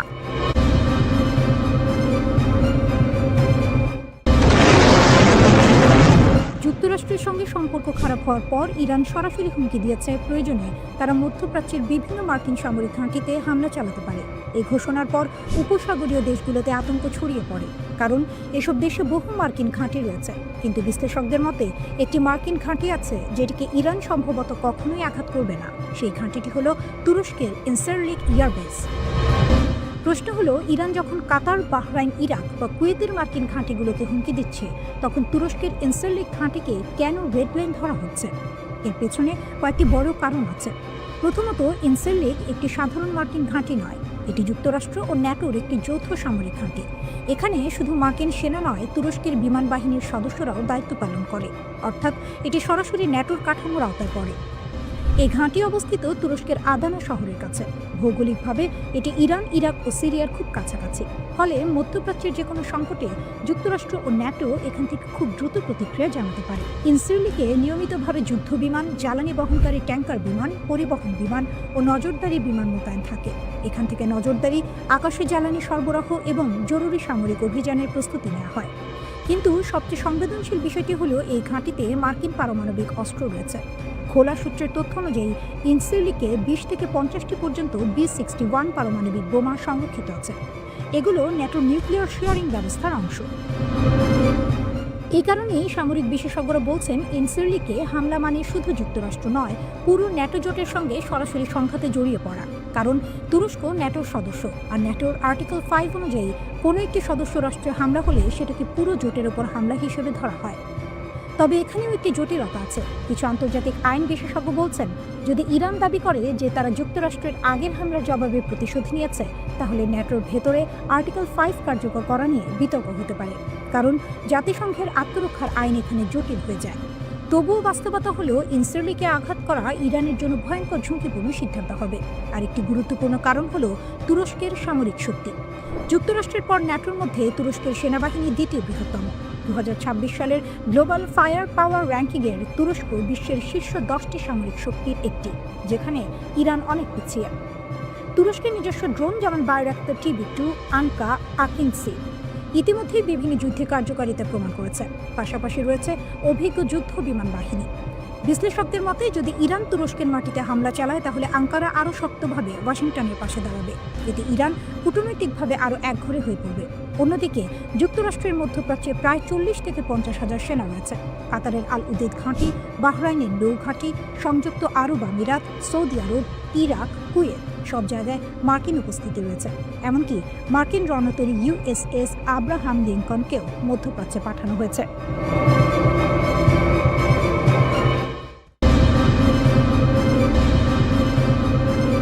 ইরান কি আবারও বড় ধরনের সংঘাতের জন্য প্রস্তুত? যে কোনো হুমকির জবাব দিতে কতটা সক্ষম তেহরান? এই প্রশ্নগুলোর উত্তর খুঁজতে হলে আমাদের তাকাতে হবে ইরানের সামরিক নেতৃত্বের সর্বশেষ বক্তব্যের দিকে। কারণ যুদ্ধ শেষ হলেও প্রস্তুতির গল্প এখানেই থেমে নেই। ইরানি সেনাবাহিনীর গ্রাউন্ড ফোর্সের কমান্ডার ব্রিগেডিয়ার জেনারেল আলী জাহান শাহী স্পষ্ট ভাষায় জানিয়েছেন, ইরানের সব সেনা ইউনিট এখন যে কোনো হুমকি মোকাবিলায় সম্পূর্ণ প্রস্তুত। তার দাবি অনুযায়ী সক্ষমতা, সরঞ্জাম এবং প্রশিক্ষণ তিনটি ক্ষেত্রেই ইরানের সশস্ত্র বাহিনী বর্তমানে সর্বোচ্চ প্রস্তুতির অবস্থানে রয়েছে। কিন্তু প্রশ্ন হলো, এই আত্মবিশ্বাসের উৎস কোথায়? জেনারেল জাহান শাহী বারবার উল্লেখ করেছেন 12 দিনের যুদ্ধ এর অভিজ্ঞতার কথা। তার মতে এই সংঘাত ইরানের জন্য শুধু একটি যুদ্ধ ছিল না, বরং এটি ছিল একটি বাস্তব পরীক্ষাগার, যেখানে আধুনিক যুদ্ধের প্রায় সব উপাদান, সাইবার, ড্রোন, ক্ষেপণাস্ত্র, মনস্তাত্ত্বিক চাপ সবকিছুরই সম্মুখীন হয়েছে ইরান। তিনি বলেন, সর্বোচ্চ ধর্মীয় নেতা আয়াতুল্লাহ আলী খামেনির সরাসরি নির্দেশনা ও দিক নির্দেশনায় যুদ্ধ পরবর্তী সময়ে ইরানের সামরিক প্রস্তুতি বহুগুণে বেড়েছে। শুধু কৌশলগত পরিবর্তন নয়, বরং পুরো কমান্ড কাঠামো ও যুদ্ধ প্রস্তুতির দর্শনেই এসেছে রদবদল। এখানে একটি গুরুত্বপূর্ণ বিষয় আছে। ইরান বারবার জোর দিয়ে বলছে তাদের সামরিক শক্তির বড় অংশই দেশীয় সক্ষমতার উপর নির্ভরশীল। জেনারেল জাহান শাহীর ভাষায়, অত্যাধুনিক প্রযুক্তিতে ইরানের যে অগ্রগতি তার পেছনে রয়েছে আত্মনির্ভরশীলতা, আত্মবিশ্বাস এবং নিজস্ব প্রযুক্তি উন্নয়নের প্রতি দৃঢ় বিশ্বাস। 12 দিনের যুদ্ধের প্রসঙ্গ টেনে তিনি বলেন, ইসরায়েল যুক্তরাষ্ট্র ও ন্যাটোর সহায়তায় অত্যাধুনিক বৈশ্বিক প্রযুক্তি ব্যবহার করে এই যুদ্ধ শুরু করেছিল। পরিকল্পনা ছিল অত্যন্ত সুপরিকল্পিত। শত্রুপক্ষ বিশ্বাস করেছিল এই সংঘাতের মধ্য দিয়েই ইরানের শাসন ব্যবস্থাকে ভেঙে ফেলা যাবে, কিন্তু বাস্তবতা ছিল ভিন্ন। জেনারেল জাহান শাহী স্বীকার করেন, এই যুদ্ধে ইরান ক্ষতির সম্মুখীন হয়েছে। বেশ কয়েকজন সিনিয়র কমান্ডার শহীদ হয়েছেন, মোট 58 জন সেনা প্রাণ দিয়েছেন। কিন্তু তার মতে মূল লক্ষ্য অর্জনে শত্রু পুরোপুরি ব্যর্থ হয়েছে। বরং এই যুদ্ধ ইরানের ক্ষেপণাস্ত্র সক্ষমতাকে নতুন করে সামনে এনেছে। ইরান দাবি করে, সংঘাতের সময় তাদের ক্ষেপণাস্ত্র হামলা শত্রুপক্ষের ওপর তীব্র সামরিক ও মনস্তাত্ত্বিক চাপ সৃষ্টি করেছে। বিশেষ করে দখলকৃত অঞ্চলের বিভিন্ন শহরে হামলা ইসরায়েলের নিরাপত্তা ধারণাকেই প্রশ্নের মুখে ফেলেছে। সংঘাতের পেছনের টাইমলাইন দেখলেও বিষয়টি পরিষ্কার হয়। 13 জুন ইসরায়েল ইরানের বিরুদ্ধে আগ্রাসী যুদ্ধ শুরু করে। 12 দিন ধরে ইরানের সামরিক স্থাপনা, পারমাণবিক কেন্দ্র এবং এমনকি আবাসিক এলাকাও লক্ষ্যবস্তুতে পরিণত হয়। পরিস্থিতি আরো ভয়াবহ হয়ে ওঠে 22 জুন, যখন যুক্তরাষ্ট্র সরাসরি যুদ্ধে জড়িয়ে পড়ে। সেদিন নাতানজ, ফোর্দো ও ইস্পাহানের 3টি গুরুত্বপূর্ণ পারমাণবিক স্থাপনায় হামলা চালানো হয়। এর জবাব আসে দ্রুত। IRGC aerospace force operation true promise 3 এর আওতায় 22 দফায় পালাক্রমে ক্ষেপণাস্ত্র হামলা চালায়। ইরানের দাবি, এই হামলাগুলো দখলকৃত অঞ্চলে ব্যাপক ক্ষয়ক্ষতির কারণ হয়। শুধু তাই নয়, যুক্তরাষ্ট্রের হামলার প্রতিশোধ হিসেবে কাতারের আল উদাইদ এয়ারবেজেও ক্ষেপণাস্ত্র হামলা চালায় ইরান। এই ঘাঁটিটি মধ্যপ্রাচ্যে যুক্তরাষ্ট্রের সবচেয়ে বড় সামরিক স্থাপনা হিসেবে পরিচিত। সবশেষে 24 জুন একটি যুদ্ধবিরতির মাধ্যমে সংঘর্ষ থামে, কিন্তু জেনারেল জাহান শাহীর বক্তব্যে একটি বার্তা খুব স্পষ্ট। যুদ্ধবিরতি মানেই প্রস্তুতির অবসান নয়। ইরানের সশস্ত্র বাহিনী এখনও সর্বোচ্চ সতর্ক অবস্থানে রয়েছে।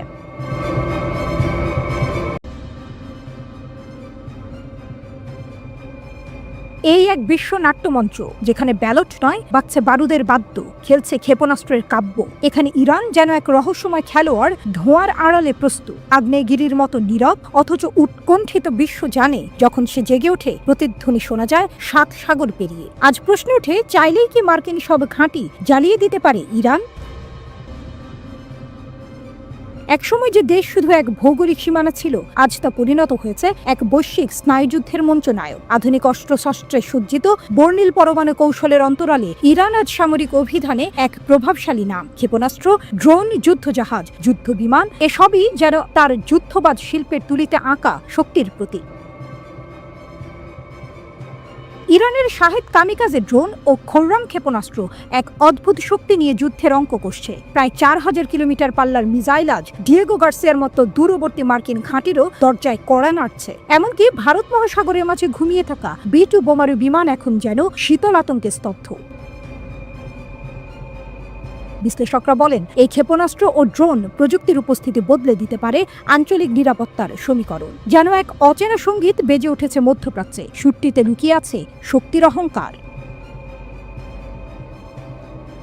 এখন যেখানে কূটনীতি, সেখানে সংঘাতের পদচিহ্ন। পরমাণু কর্মসূচি নিয়ে 2015 সালে সই হওয়া ঐতিহাসিক চুক্তি JCPOA ট্রাম্পের কলমের এক আঁচড়ে ছিন্ন ভিন্ন। তৎপরতার নতুন মাত্রা পেল ইরানের পরমাণু গবেষণা। আজ ইরান বার্তা দেয়, যদি সংঘাত আসে, যদি আক্রমণ নামে, পারমাণবিক শক্তিও হবে উত্তর। আর তখন মহাশক্তির সিংহাসনে বসে থাকা মার্কিন যুক্তরাষ্ট্রের চোখে মুখে ছায়া। ট্রাম্প এবং পিট হেগসেথের কণ্ঠে কঠোরতা, আর বিমান বাহিনীর মহড়ায় B-2 এর গর্জন। তারা জানিয়ে দিচ্ছে, আমরাও প্রস্তুত। তবে ইরান পিছিয়ে নেই। যুদ্ধ জাহাজে, ড্রোনের ডানায়, ক্ষেপণাস্ত্রের ধাতব দেহে সে প্রতিশোধের চিত্র আঁকছে। আল উদেইদ, আল দাফরা, বাহরাইনের ঘাঁটি সবই ইরানের রাডারে। আজ তার সামরিক কৌশল কেবল প্রযুক্তি নির্ভর নয়, বরং আদর্শ এবং একতার মেলবন্ধনে গাঁথা। মুসলিম জোট গঠনের পথে ইরান আজ পথিকৃৎ। প্রেসিডেন্ট পেজেশকিয়ান উচ্চারণ করেন এক স্বপ্ন, মুসলিম বিশ্ব যদি এক হয়, তবে তাদের উপর কেউ আঘাত হানতে পারবে না। এই উচ্চারণ শুধু এক রাষ্ট্রের কণ্ঠ নয়, বরং এক বিস্তীর্ণ বিশ্বাসের প্রতিধ্বনি। ইয়েমেনের বিদ্রোহীরা, লেবাননের হিজবুল্লাহ, ফিলিস্তিনের হামাস, ইরাকের শিয়া মিলিশিয়া, ইরানের এই সমর্থন কেবল রাজনৈতিক নয়, এটি এক সামরিক সিম্ফনি। এখন প্রশ্ন, চাইলেই কি মার্কিন ঘাঁটিগুলো জ্বালিয়ে দিতে পারে ইরান? তথ্য বলছে, প্রযুক্তি আছে, কৌশল আছে, ইচ্ছা শক্তি আছে। তবে প্রশ্নের গভীরে লুকিয়ে থাকা উত্তরটি কূটনৈতিক, কৌশলগত এবং মানসিক। ইরান কি চায় সেই দুনিয়াব্যাপী অগ্নিকাণ্ড? যুদ্ধের মঞ্চ প্রস্তুত, পক্ষ বিপক্ষ, দর্শক ও সমর্থক সবাই জানে, এই খেলা আর কেবল মাঠে নয়, এটি মহাশক্তির কাব্য, আর এক চুপচাপ সিংহের নাম ইরান।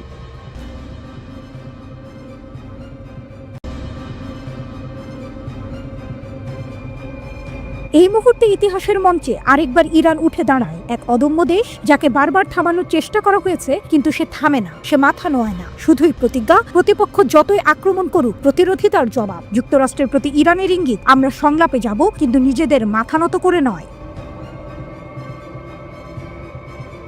ইরানের প্রেসিডেন্ট মাসুদ পেজেশকিয়ান বলেছেন, ইরান তার পারমাণবিক অর্জন থেকে কখনোই পিছু হটবে না বা আপোষ করবে না। তিনি যুক্তরাষ্ট্রের সামরিক হুমকিকে স্পষ্টভাবে প্রত্যাখ্যান করেছেন। ইরানের জাতীয় পারমাণবিক প্রযুক্তি দিবস উপলক্ষে আয়োজিত এক অনুষ্ঠানে এবং এই প্রযুক্তি খাতে ইরানের নতুন অর্জনগুলো প্রকাশের সময় তিনি এই মন্তব্য করেন। প্রেসিডেন্ট জোর দিয়ে বলেন, যুক্তরাষ্ট্র যত বেশি আমাদের হুমকি দেবে, আমরা তত বেশি শক্তিশালী হব। তিনি আরো বলেন, আমরা শান্তি চাই, নিরাপত্তা চাই, আমরা সংলাপের জন্য প্রস্তুত, তবে সেটি হবে আমাদের সম্মান ও গর্বকে ভিত্তি করে। আমরা আমাদের অর্জন থেকে এক চুলও পিছাবো না, আমরা কারোর সাথে আপোষ করব না। কেউ যেন আমাদের চিন্তা করতে, নতুন কিছু আবিষ্কার করতে বা সৃজনশীল হতে বাধা না দেয়, এটা আমরা হতে দেব না। পেজেশকিয়ান জানিয়েছেন, ইরান পারমাণবিক বোমা বানাতে চায় না। তিনি বলেন, পশ্চিমা দেশগুলো বলে ইরান পারমাণবিক বোমা বানাতে চায়, কিন্তু ইসলামী বিপ্লবের সর্বোচ্চ নেতা আয়াতুল্লাহ সাইয়েদ আলী খামেনি স্পষ্টভাবে প্রকাশ্যে বলেছেন, আমরা পারমাণবিক বোমা বানাবো না। তার চেয়ে বেশি ক্ষমতাবান আর কে আছে? আপনারা এই কথাটা 100 বার যাচাই করেছেন, চাইলে আরো 1000 বার যাচাই করতে পারেন। তবে এটা পরিষ্কার জেনে রাখুন, আমাদের বিজ্ঞান ও শক্তির জন্য পারমাণবিক জ্ঞান দরকার, সব ক্ষেত্রে দরকার। পেজেশকিয়ান সাফ জানিয়ে দিলেন, ইরান যুদ্ধ চায় না, তবে কেউ আগ্রাসন করলে তার শত জবাব দেয়া হবে। আমরা যুদ্ধ চাই না, তবে আমাদের প্রিয় মানুষদের তৈরি করা জ্ঞান ও শক্তির মাধ্যমে আমরা যে কোনো আক্রমণের সামনে দৃঢ়ভাবে দাঁড়াবো। যত বেশি তারা আমাদের আক্রমণ করবে, আমরা তত বেশি শক্তিশালী হব। যত বেশি তারা আমাদের ভয় দেখাবে, আমরা তত বেশি প্রতিরোধ করব। আমরা কারো উপর আক্রমণ করব না, কিন্তু নিজেদের রক্ষা করব। ইরানের প্রেসিডেন্টের ঘোষণা, ইরান আলোচনায় প্রস্তুত, তবে সরাসরি নয়, কারণ তারা পশ্চিমাদের বিশ্বাস করে না। তিনি বলেন, তারা একদিকে আমাদের সব সম্পদ ও যোগাযোগের ওপর নিষেধাজ্ঞা দেয়, আবার অন্যদিকে আমাদের বলে সংলাপে যোগ দিতে। এটা কেমন দ্বিচারিতা? পেজেশকিয়ান স্মরণ করিয়ে দেন 2015 সালে JCPOA চুক্তির কথা, যেটা ইরান ও বিশ্ব শক্তিগুলোর মধ্যে স্বাক্ষরিত হয়েছিল। কিন্তু 2018 সালে যুক্তরাষ্ট্র একতরফাভাবে সেই চুক্তি থেকে সরে গিয়ে ইরানের ওপর আবার নিষেধাজ্ঞা আরোপ করে। তখনও ইরান সব শর্ত মেনেছিল। আমরা JCPOA অনুযায়ী সব প্রতিশ্রুতি পালন করেছি, কিন্তু তারা নিজেরাই সরে গিয়েছিল। আমরা সরে যেতে চাইনি। প্রতিদিন তারা আমাদের হুমকি দিয়েছে, আর যখন কেউ আমাদের হুমকি দেয় তখন আমরা স্বাভাবিকভাবেই জবাব দেব, বলেন ইরানের প্রেসিডেন্ট। তিনি আত্মবিশ্বাসের সাথে বলেন, আমি বিশ্বাস করি আমরা শক্তি নিয়ে আমাদের পথ চলতে পারবো। সংলাপের মাধ্যমেও এই সমস্যাগুলোর সমাধান হবে। ইরানের পারমাণবিক কর্মসূচি ও ইরানের ওপর আরোপিত নিষেধাজ্ঞা তুলে নেওয়ার বিষয়ে পরোক্ষ আলোচনার জন্য ইরান ও যুক্তরাষ্ট্রের শীর্ষ পর্যায়ের প্রতিনিধিরা শনিবার ওমানের রাজধানী মাস্কাটে বৈঠকে বসার কথাও রয়েছে।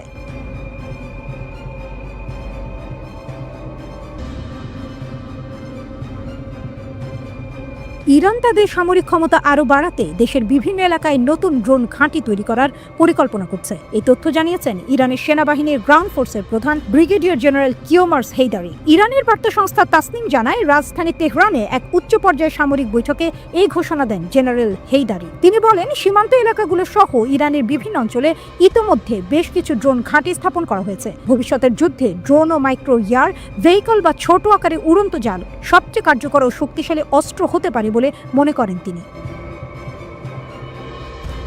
হেইদারি আরও বলেন, ইরানি সেনাবাহিনী নিজেদের তৈরি নানা ধরনের আধুনিক ড্রোন ইতিমধ্যেই তৈরি করেছে। এখন তারা আরও উন্নত ড্রোন তৈরির কাজ করছে, যা সেনাবাহিনীর নানা ধরনের অভিযানের জন্য কাজে আসবে। এর আগে 2022 সালের জুলাই মাসে হেইদারি বলেছিলেন, ইরান একটি নতুন ড্রোন চালিত সামরিক ইউনিট গঠনের পরিকল্পনা করছে। তিনি জানান, সেনাবাহিনীর ড্রোন বেস 3-1-3-এ এখন ক্রুজ ড্রোন এবং হেইদার ড্রোন সহ উন্নত UAV রয়েছে। তিনি বলেন, এরই মধ্যে 5টি ড্রোন ইউনিট গঠনের প্রস্তাব দেওয়া হয়েছে।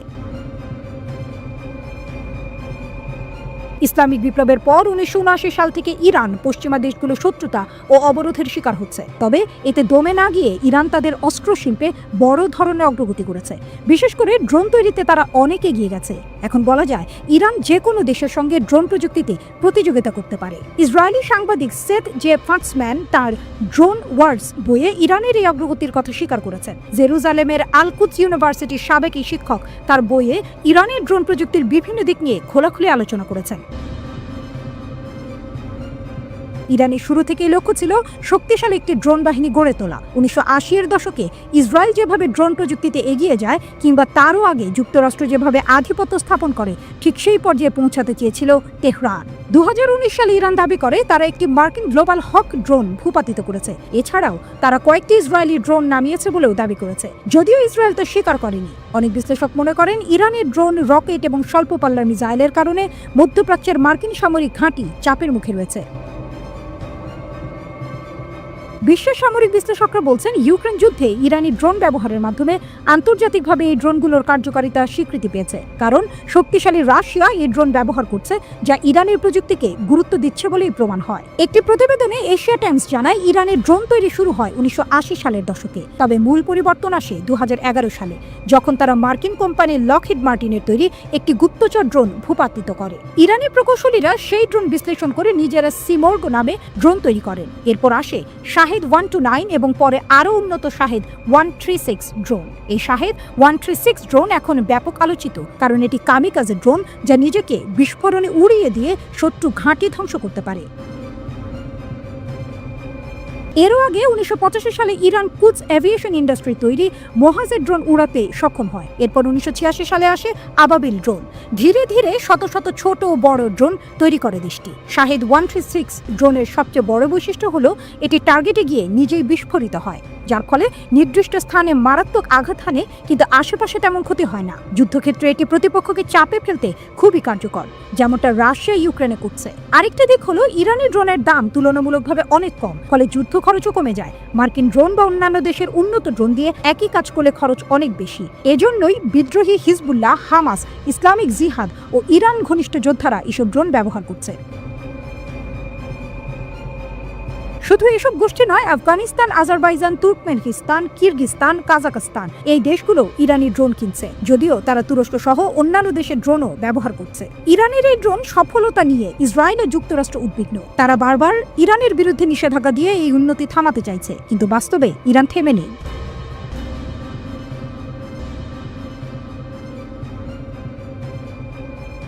আকাশ আবারও সাক্ষী এক প্রতিরোধের। আল জাউফের বাতাসে ধ্বনিত হলো প্রতিশোধের প্রতিজ্ঞা। মার্কিন প্রযুক্তির অহংকার MQ-9 ড্রোন মাটিতে মুখ থুবড়ে পড়েছে। হুথিরা জানিয়ে দিয়েছে তারা কেবল শব্দে নয়, কাজেও প্রতিরোধ গড়ে তুলতে জানে। এ লড়াই শুধু ইয়েমেনের নয়, এটি গাজার আত্মনাতের প্রতি এক প্রতিধ্বনি। একের পর এক হামলার জবাবে স্থানীয়ভাবে তৈরি ক্ষেপণাস্ত্র দিয়ে আঘাত হেনে চলেছে হুথিরা, যেন জানিয়ে দেয় নিপীড়নের মুখেও তারা নত হবে না।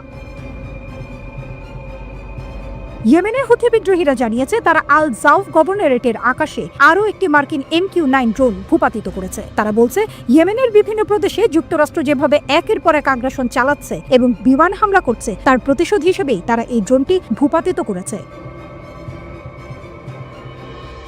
এটি স্থানীয়ভাবে তৈরি ক্ষেপণাস্ত্র ব্যবহার করেছে বলে দাবি করেছে হুথি। বুধবার এক বিবৃতিতে হুথি জানায় ইয়েমেনের ওপর আমেরিকান আগ্রাসন এবং বিভিন্ন এলাকায় যুক্তরাষ্ট্রের নতুন করে চালানো মারাত্মক বিমান হামলার কয়েক ঘন্টার মধ্যেই তারা এই প্রতিক্রিয়ামূলক অভিযান চালিয়েছে।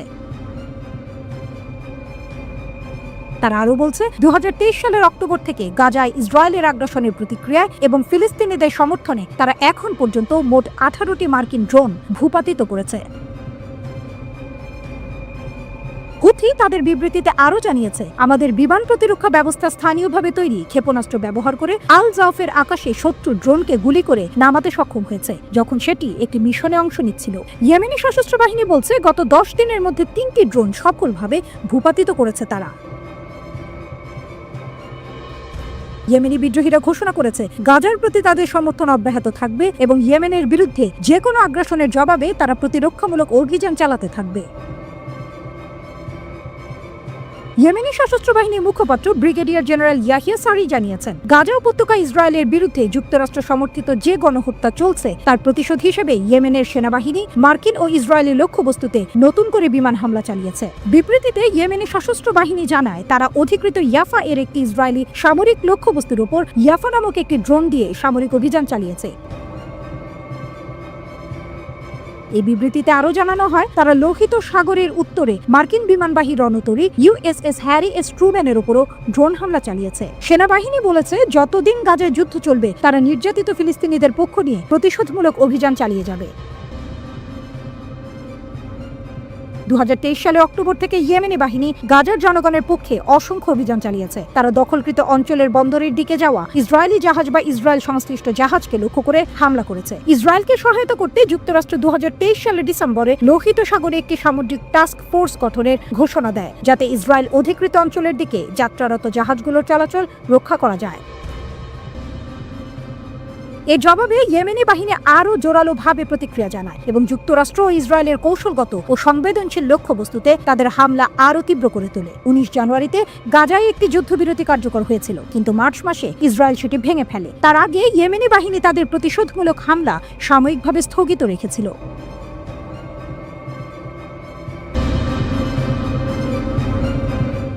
এ যেন ইতিহাসের মঞ্চে এক পুরনো চরিত্রের প্রত্যাবর্তন। অভিনেতা পরিচিত, কিন্তু দৃশ্যপট নতুন। ইরান উঠে দাঁড়িয়েছে, দৃপ্ত কণ্ঠে বলছে আমরা শান্তি চাই, তবে আত্মসমর্পণ নয়।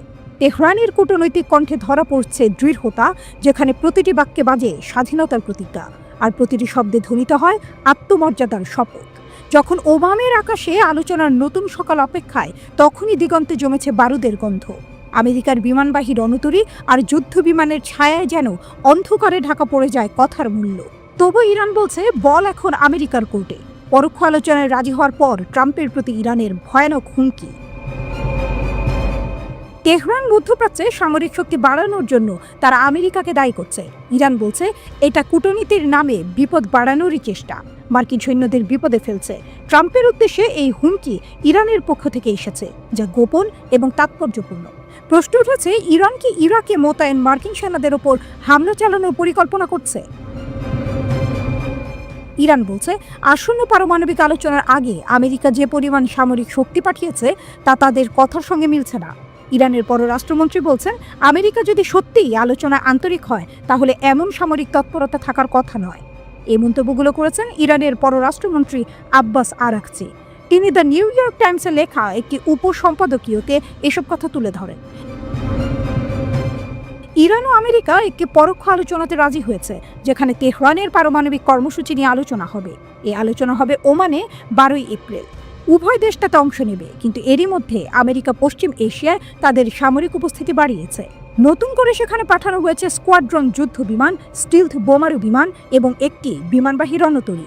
এই প্রেক্ষাপটে ইরানের পররাষ্ট্রমন্ত্রী বলেছেন, আমেরিকার উচিত প্রমাণ করা যে তারা কূটনীতির ব্যাপারে সত্যিই আন্তরিক। পরোক্ষ আলোচনার জন্য আমাদের প্রস্তাব এখনও আলোচনার টেবিলে রয়েছে। আমরা বিশ্বাস করি যে যদি সত্যিকারের ইচ্ছা থাকে তাহলে সর্বদা এগিয়ে যাওয়ার একটি উপায় থাকে। আরাকচি আলোচনা করেছেন, যদি আমাদের সম্মান দেখানো হয় তাহলে আমরাও তার প্রতিদান দেব।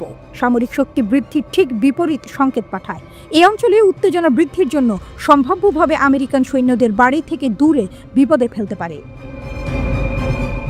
তেহরান জানিয়েছে তারা কূটনীতি পছন্দ করে, কিন্তু তারা জানে কিভাবে নিজেকে রক্ষা করতে হয়। আরাকচি বলেছেন, আমরা অতীতে কখনো হুমকির কাছে নতি স্বীকার করিনি এবং আমরা এখন বা ভবিষ্যতেও তা করব না। আমরা শান্তি চাই, কিন্তু কখনো আত্মসমর্পণ গ্রহণ করব না। বল এখন আমেরিকার কোর্টে। যদি আমেরিকা একটি প্রকৃত কূটনৈতিক সমাধান চায়, ইরান ইতিমধ্যেই পথ দেখিয়ে দিয়েছে। এইসব মন্তব্য এসেছে তখন যখন প্রেসিডেন্ট ডোনাল্ড ট্রাম্প ইরানের সঙ্গে সরাসরি আলোচনা করার ঘোষণা দিয়েছেন এবং এর পাশাপাশি একটি কঠোর সতর্কবার্তাও দিয়েছেন। 7 এপ্রিল ট্রাম্প বলেন, যদি কূটনৈতিকভাবে সমাধান না হয় তাহলে ইরান বড় বিপদে পড়বে। এই কথা তিনি বলেন ইসরায়েলের প্রধানমন্ত্রী বেঞ্জামিন নেতানিয়াহুর সাথে দ্বিপাক্ষিক বৈঠকের সময়।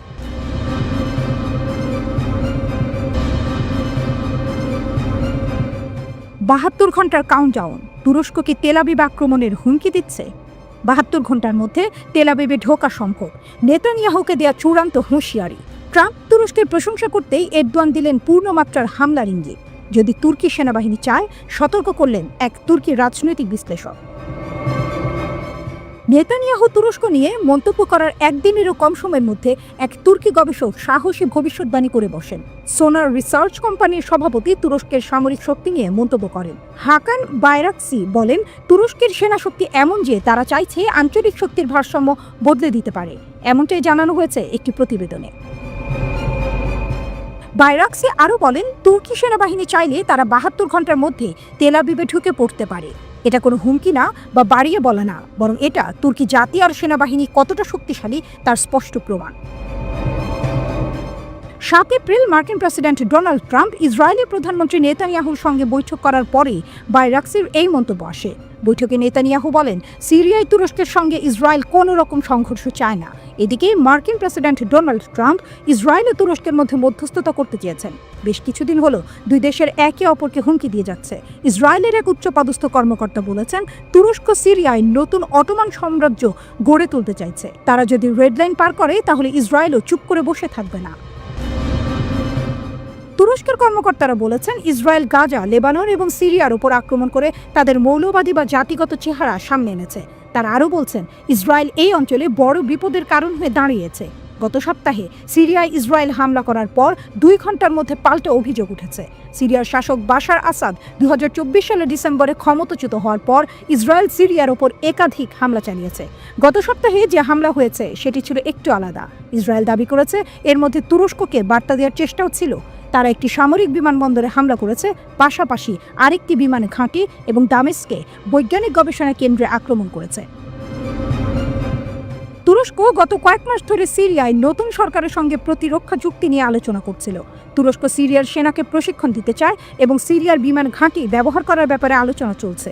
তবে ইসরায়েল তুরস্কের এই পরিকল্পনাকে ভালো চোখে দেখছে না। তারা মনে করে তুরস্ক যদি সিরিয়ায় এয়ার ডিফেন্স সিস্টেম বসায় তাহলে তাদের আকাশ সীমায় প্রবেশ করা কঠিন হয়ে পড়বে। ইসরায়েলি মিডিয়ায় এখন নাগেল কমিশনের রিপোর্ট নিয়ে আলোচনা হচ্ছে। এই রিপোর্টে প্রতিরক্ষা বাজেট এবং সেনাবাহিনী গঠনের বিষয়ে মতামত দেওয়া হয়েছে। এরপরই ইসরায়েলের মিডিয়া বলছে তুরস্কের বিরুদ্ধে যুদ্ধের সম্ভাবনা উত্থাপন হয়েছে।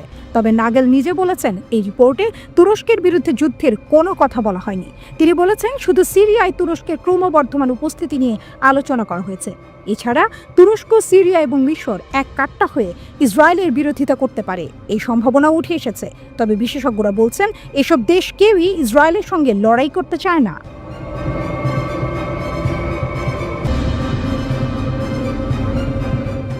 একটি নতুন উত্তেজনাময় অধ্যায় শুরু হয়েছে, যেখানে আন্তর্জাতিক রাজনীতি যেন এক গভীর অগ্নিপরীক্ষায় প্রবাহিত হচ্ছে।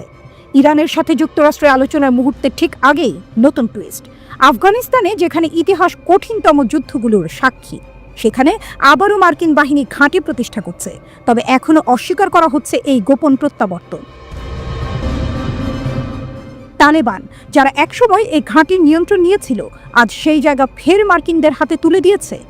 একদিকে যখন ইরান ও যুক্তরাষ্ট্রের মধ্যে পারমাণবিক আলোচনা নিয়ে শ্বাসরুদ্ধকর উত্তেজনা বৃদ্ধি পাচ্ছে, তখন আফগানিস্তানের বাগরাম বিমান ঘাঁটি নতুন ভূরাজনৈতিক সমস্যার জন্ম দিতে পারে। ইরানের সাথে আলোচনার আগেই ট্রাম্পের বোমা, আফগানিস্তানে মার্কিন বাহিনীর পুনরায় আক্রমণ, আফগানিস্তানে মার্কিন গোপন প্রত্যাবর্তনের প্রতিক্রিয়া, আফগান উত্তেজনা আঞ্চলিক যুদ্ধের আশঙ্কা জাগিয়ে তুলছে। আফগানিস্তানের গুরুত্বপূর্ণ বাগরাম বিমান ঘাঁটি আবার মার্কিন নিয়ন্ত্রণে ফিরে এসেছে বলে জানা গেছে। আফগান গণমাধ্যমের খবর অনুযায়ী তালেবানরা ঘাঁটির নিয়ন্ত্রণ মার্কিন যুক্তরাষ্ট্রের কাছে হস্তান্তর করেছে বলে জানা গেছে। মার্কিন অর্থ প্রদানের পর তালেবানের সম্প্রতি বাগরাম বিমান ঘাঁটি থেকে সরে এসেছে বলে খবর পাওয়া গেছে। এর কিছুক্ষণ পরেই সামরিক অবকাঠামো বহনকারী একটি মার্কিন C-17 বিমান ঘাঁটিতে অবতরণ করে, রিপোর্টে দাবি করা হয়েছে। সামরিক সরঞ্জামের পাশাপাশি CIA এর উপপ্রধানও ঘাঁটিতে পৌঁছেছেন। মাইকেল এলিসের আগমন ঘাঁটিতে মার্কিন উপস্থিতির কৌশলগত তাৎপর্য তুলে ধরেছে। বাগরামে CIA এর উপস্থিতি আফগানিস্তানে মার্কিন গোয়েন্দা নেটওয়ার্ক পুনর্গঠনের ইঙ্গিত দেয়। এই হস্তান্তরের খবর তালেবান এবং মার্কিন যুক্তরাষ্ট্রের মধ্যে গোপন কূটনীতি নিয়ে প্রশ্ন তুলেছে। প্রতিবেদন অনুসারে মার্কিন উপস্থিতি নিয়ে বিশ্লেষকরা বিভক্ত। এটিকে কৌশলগত পুনর্বিন্যাস হিসেবে দেখছেন। কিছু রিপোর্টে বলা হয়েছে তালেবানরা রাজনৈতিক বা অর্থনৈতিক সুবিধা অর্জনের জন্য এই পদক্ষেপকে কাজে লাগাতে পারে বলে সন্দেহ করা হচ্ছে। আমেরিকা এই উন্নয়নের বিষয়টি নিশ্চিত করেনি, যদিও তালেবান তা অস্বীকার করেছে। তালেবান সরকারের একজন মুখপাত্র বাগরামে মার্কিন C-17 অবতরণের খবর প্রত্যাখ্যান করেছেন। জাবিউল্লাহ মুজাহিদ এই প্রতিবেদনগুলোকে জনসাধারণকে বিভ্রান্ত করার লক্ষ্যে প্রচার বলে অভিহিত করেছেন। মুজাহিদ যুক্তি দিয়েছেন তালেবানরা আফগানিস্তানে বিদেশি উপস্থিতি অনুমোদন করবে না। আফগানিস্তানে মার্কিন উপস্থিতির সময় এটি ছিল বৃহত্তম মার্কিন সামরিক ঘাঁটি। 2021 সালে মার্কিন প্রত্যাহারের পর তালেবান ঘাঁটির নিয়ন্ত্রণ নেয়। ইরান এবং মার্কিন যুক্তরাষ্ট্রের মধ্যে উত্তেজনা আকাশচুম্বী হওয়ার সাথে সাথে বাগরামের এই নতুন খবর। আফগানিস্তান ইরানের প্রতিবেশী এবং বাগরামে মার্কিন উপস্থিতি তেহরানের জন্য ভূ রাজনৈতিক উদ্বেগের কারণ হতে পারে। ইরানের পারমাণবিক কর্মসূচি নিয়ে তেহরান এবং ওয়াশিংটনের মধ্যে উত্তেজনা বেড়েছে। 12 এপ্রিল দুই দেশের উচ্চ পর্যায়ের পরোক্ষ আলোচনা অনুষ্ঠিত হওয়ার কথা রয়েছে। ট্রাম্প সতর্ক করে দিয়েছিলেন যে আলোচনা সফল না হলে তেহরানের বড় বিপদ হবে। ট্রাম্প ইরানের আশেপাশে সামরিক বাহিনী গঠনের নির্দেশ দিয়েছেন। ইরানও তার বাহিনীকে উচ্চ সতর্কতাতে রেখেছে।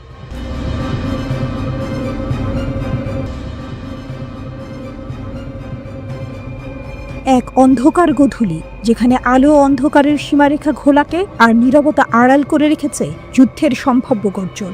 পর্দার আড়ালে জেগে উঠেছে তেহরানের পরিকল্পনা, গোপন, নিরবধি অথচ ধ্বংসাত্মক। ইরান প্রথমবারের মতো তুলে দিচ্ছে দূরপাল্লার ক্ষেপণাস্ত্র তার মিত্র ইরাকি মিলিশিয়াদের হাতে। পরমাণু আলোচনায় রাজি হওয়ার মাঝেই আমেরিকার জন্য ইরানের গোপন ধ্বংসাত্মক পরিকল্পনা। তেহরান প্রথমবারের মতো ইরাকের মিলিশিয়াদের কাছে ভয়ঙ্কর ক্ষেপণাস্ত্র পাঠিয়েছে। এই ক্ষেপণাস্ত্রের আঘাতের শিকার হতে পারে ইরাকে থাকা প্রায় 2500 মার্কিন সেনা। আমেরিকার অত্যাধুনিক যুদ্ধ বিমান আর ইরানের ভূমি থেকে ছোড়া ক্ষেপণাস্ত্র। তবে কি শুরু হতে পারে মুখোমুখি সংঘর্ষ? জানা গেছে ইরান তার মিত্র ইরাকি মিলিশিয়া গোষ্ঠীদের কাছে দূরপাল্লার ক্ষেপণাস্ত্র সরবরাহ করেছে। দ্য টাইমস জানিয়েছে এই প্রথমবারের মতো ইরাকে এসব গোষ্ঠীর হাতে এমন ধরনের ক্ষেপণাস্ত্র তুলে দেওয়া হলো। প্রতিবেদনে আরো বলা হয়, ইরান এখন মধ্যপ্রাচ্যে তার সামরিক অবস্থান আরো শক্তিশালী করেছে। মার্কিন যুক্তরাষ্ট্র যখন পশ্চিম এশিয়ায় অতিরিক্ত যুদ্ধ বিমান ও একটি বিমানবাহী রণতরী পাঠিয়েছে, তখনই ইরান এই পদক্ষেপ নিল। আঞ্চলিক গোয়েন্দা সূত্রের বরাতে দ্য টাইমস জানিয়েছে, গত সপ্তাহেই এই ক্ষেপণাস্ত্রগুলো সরানো হয়।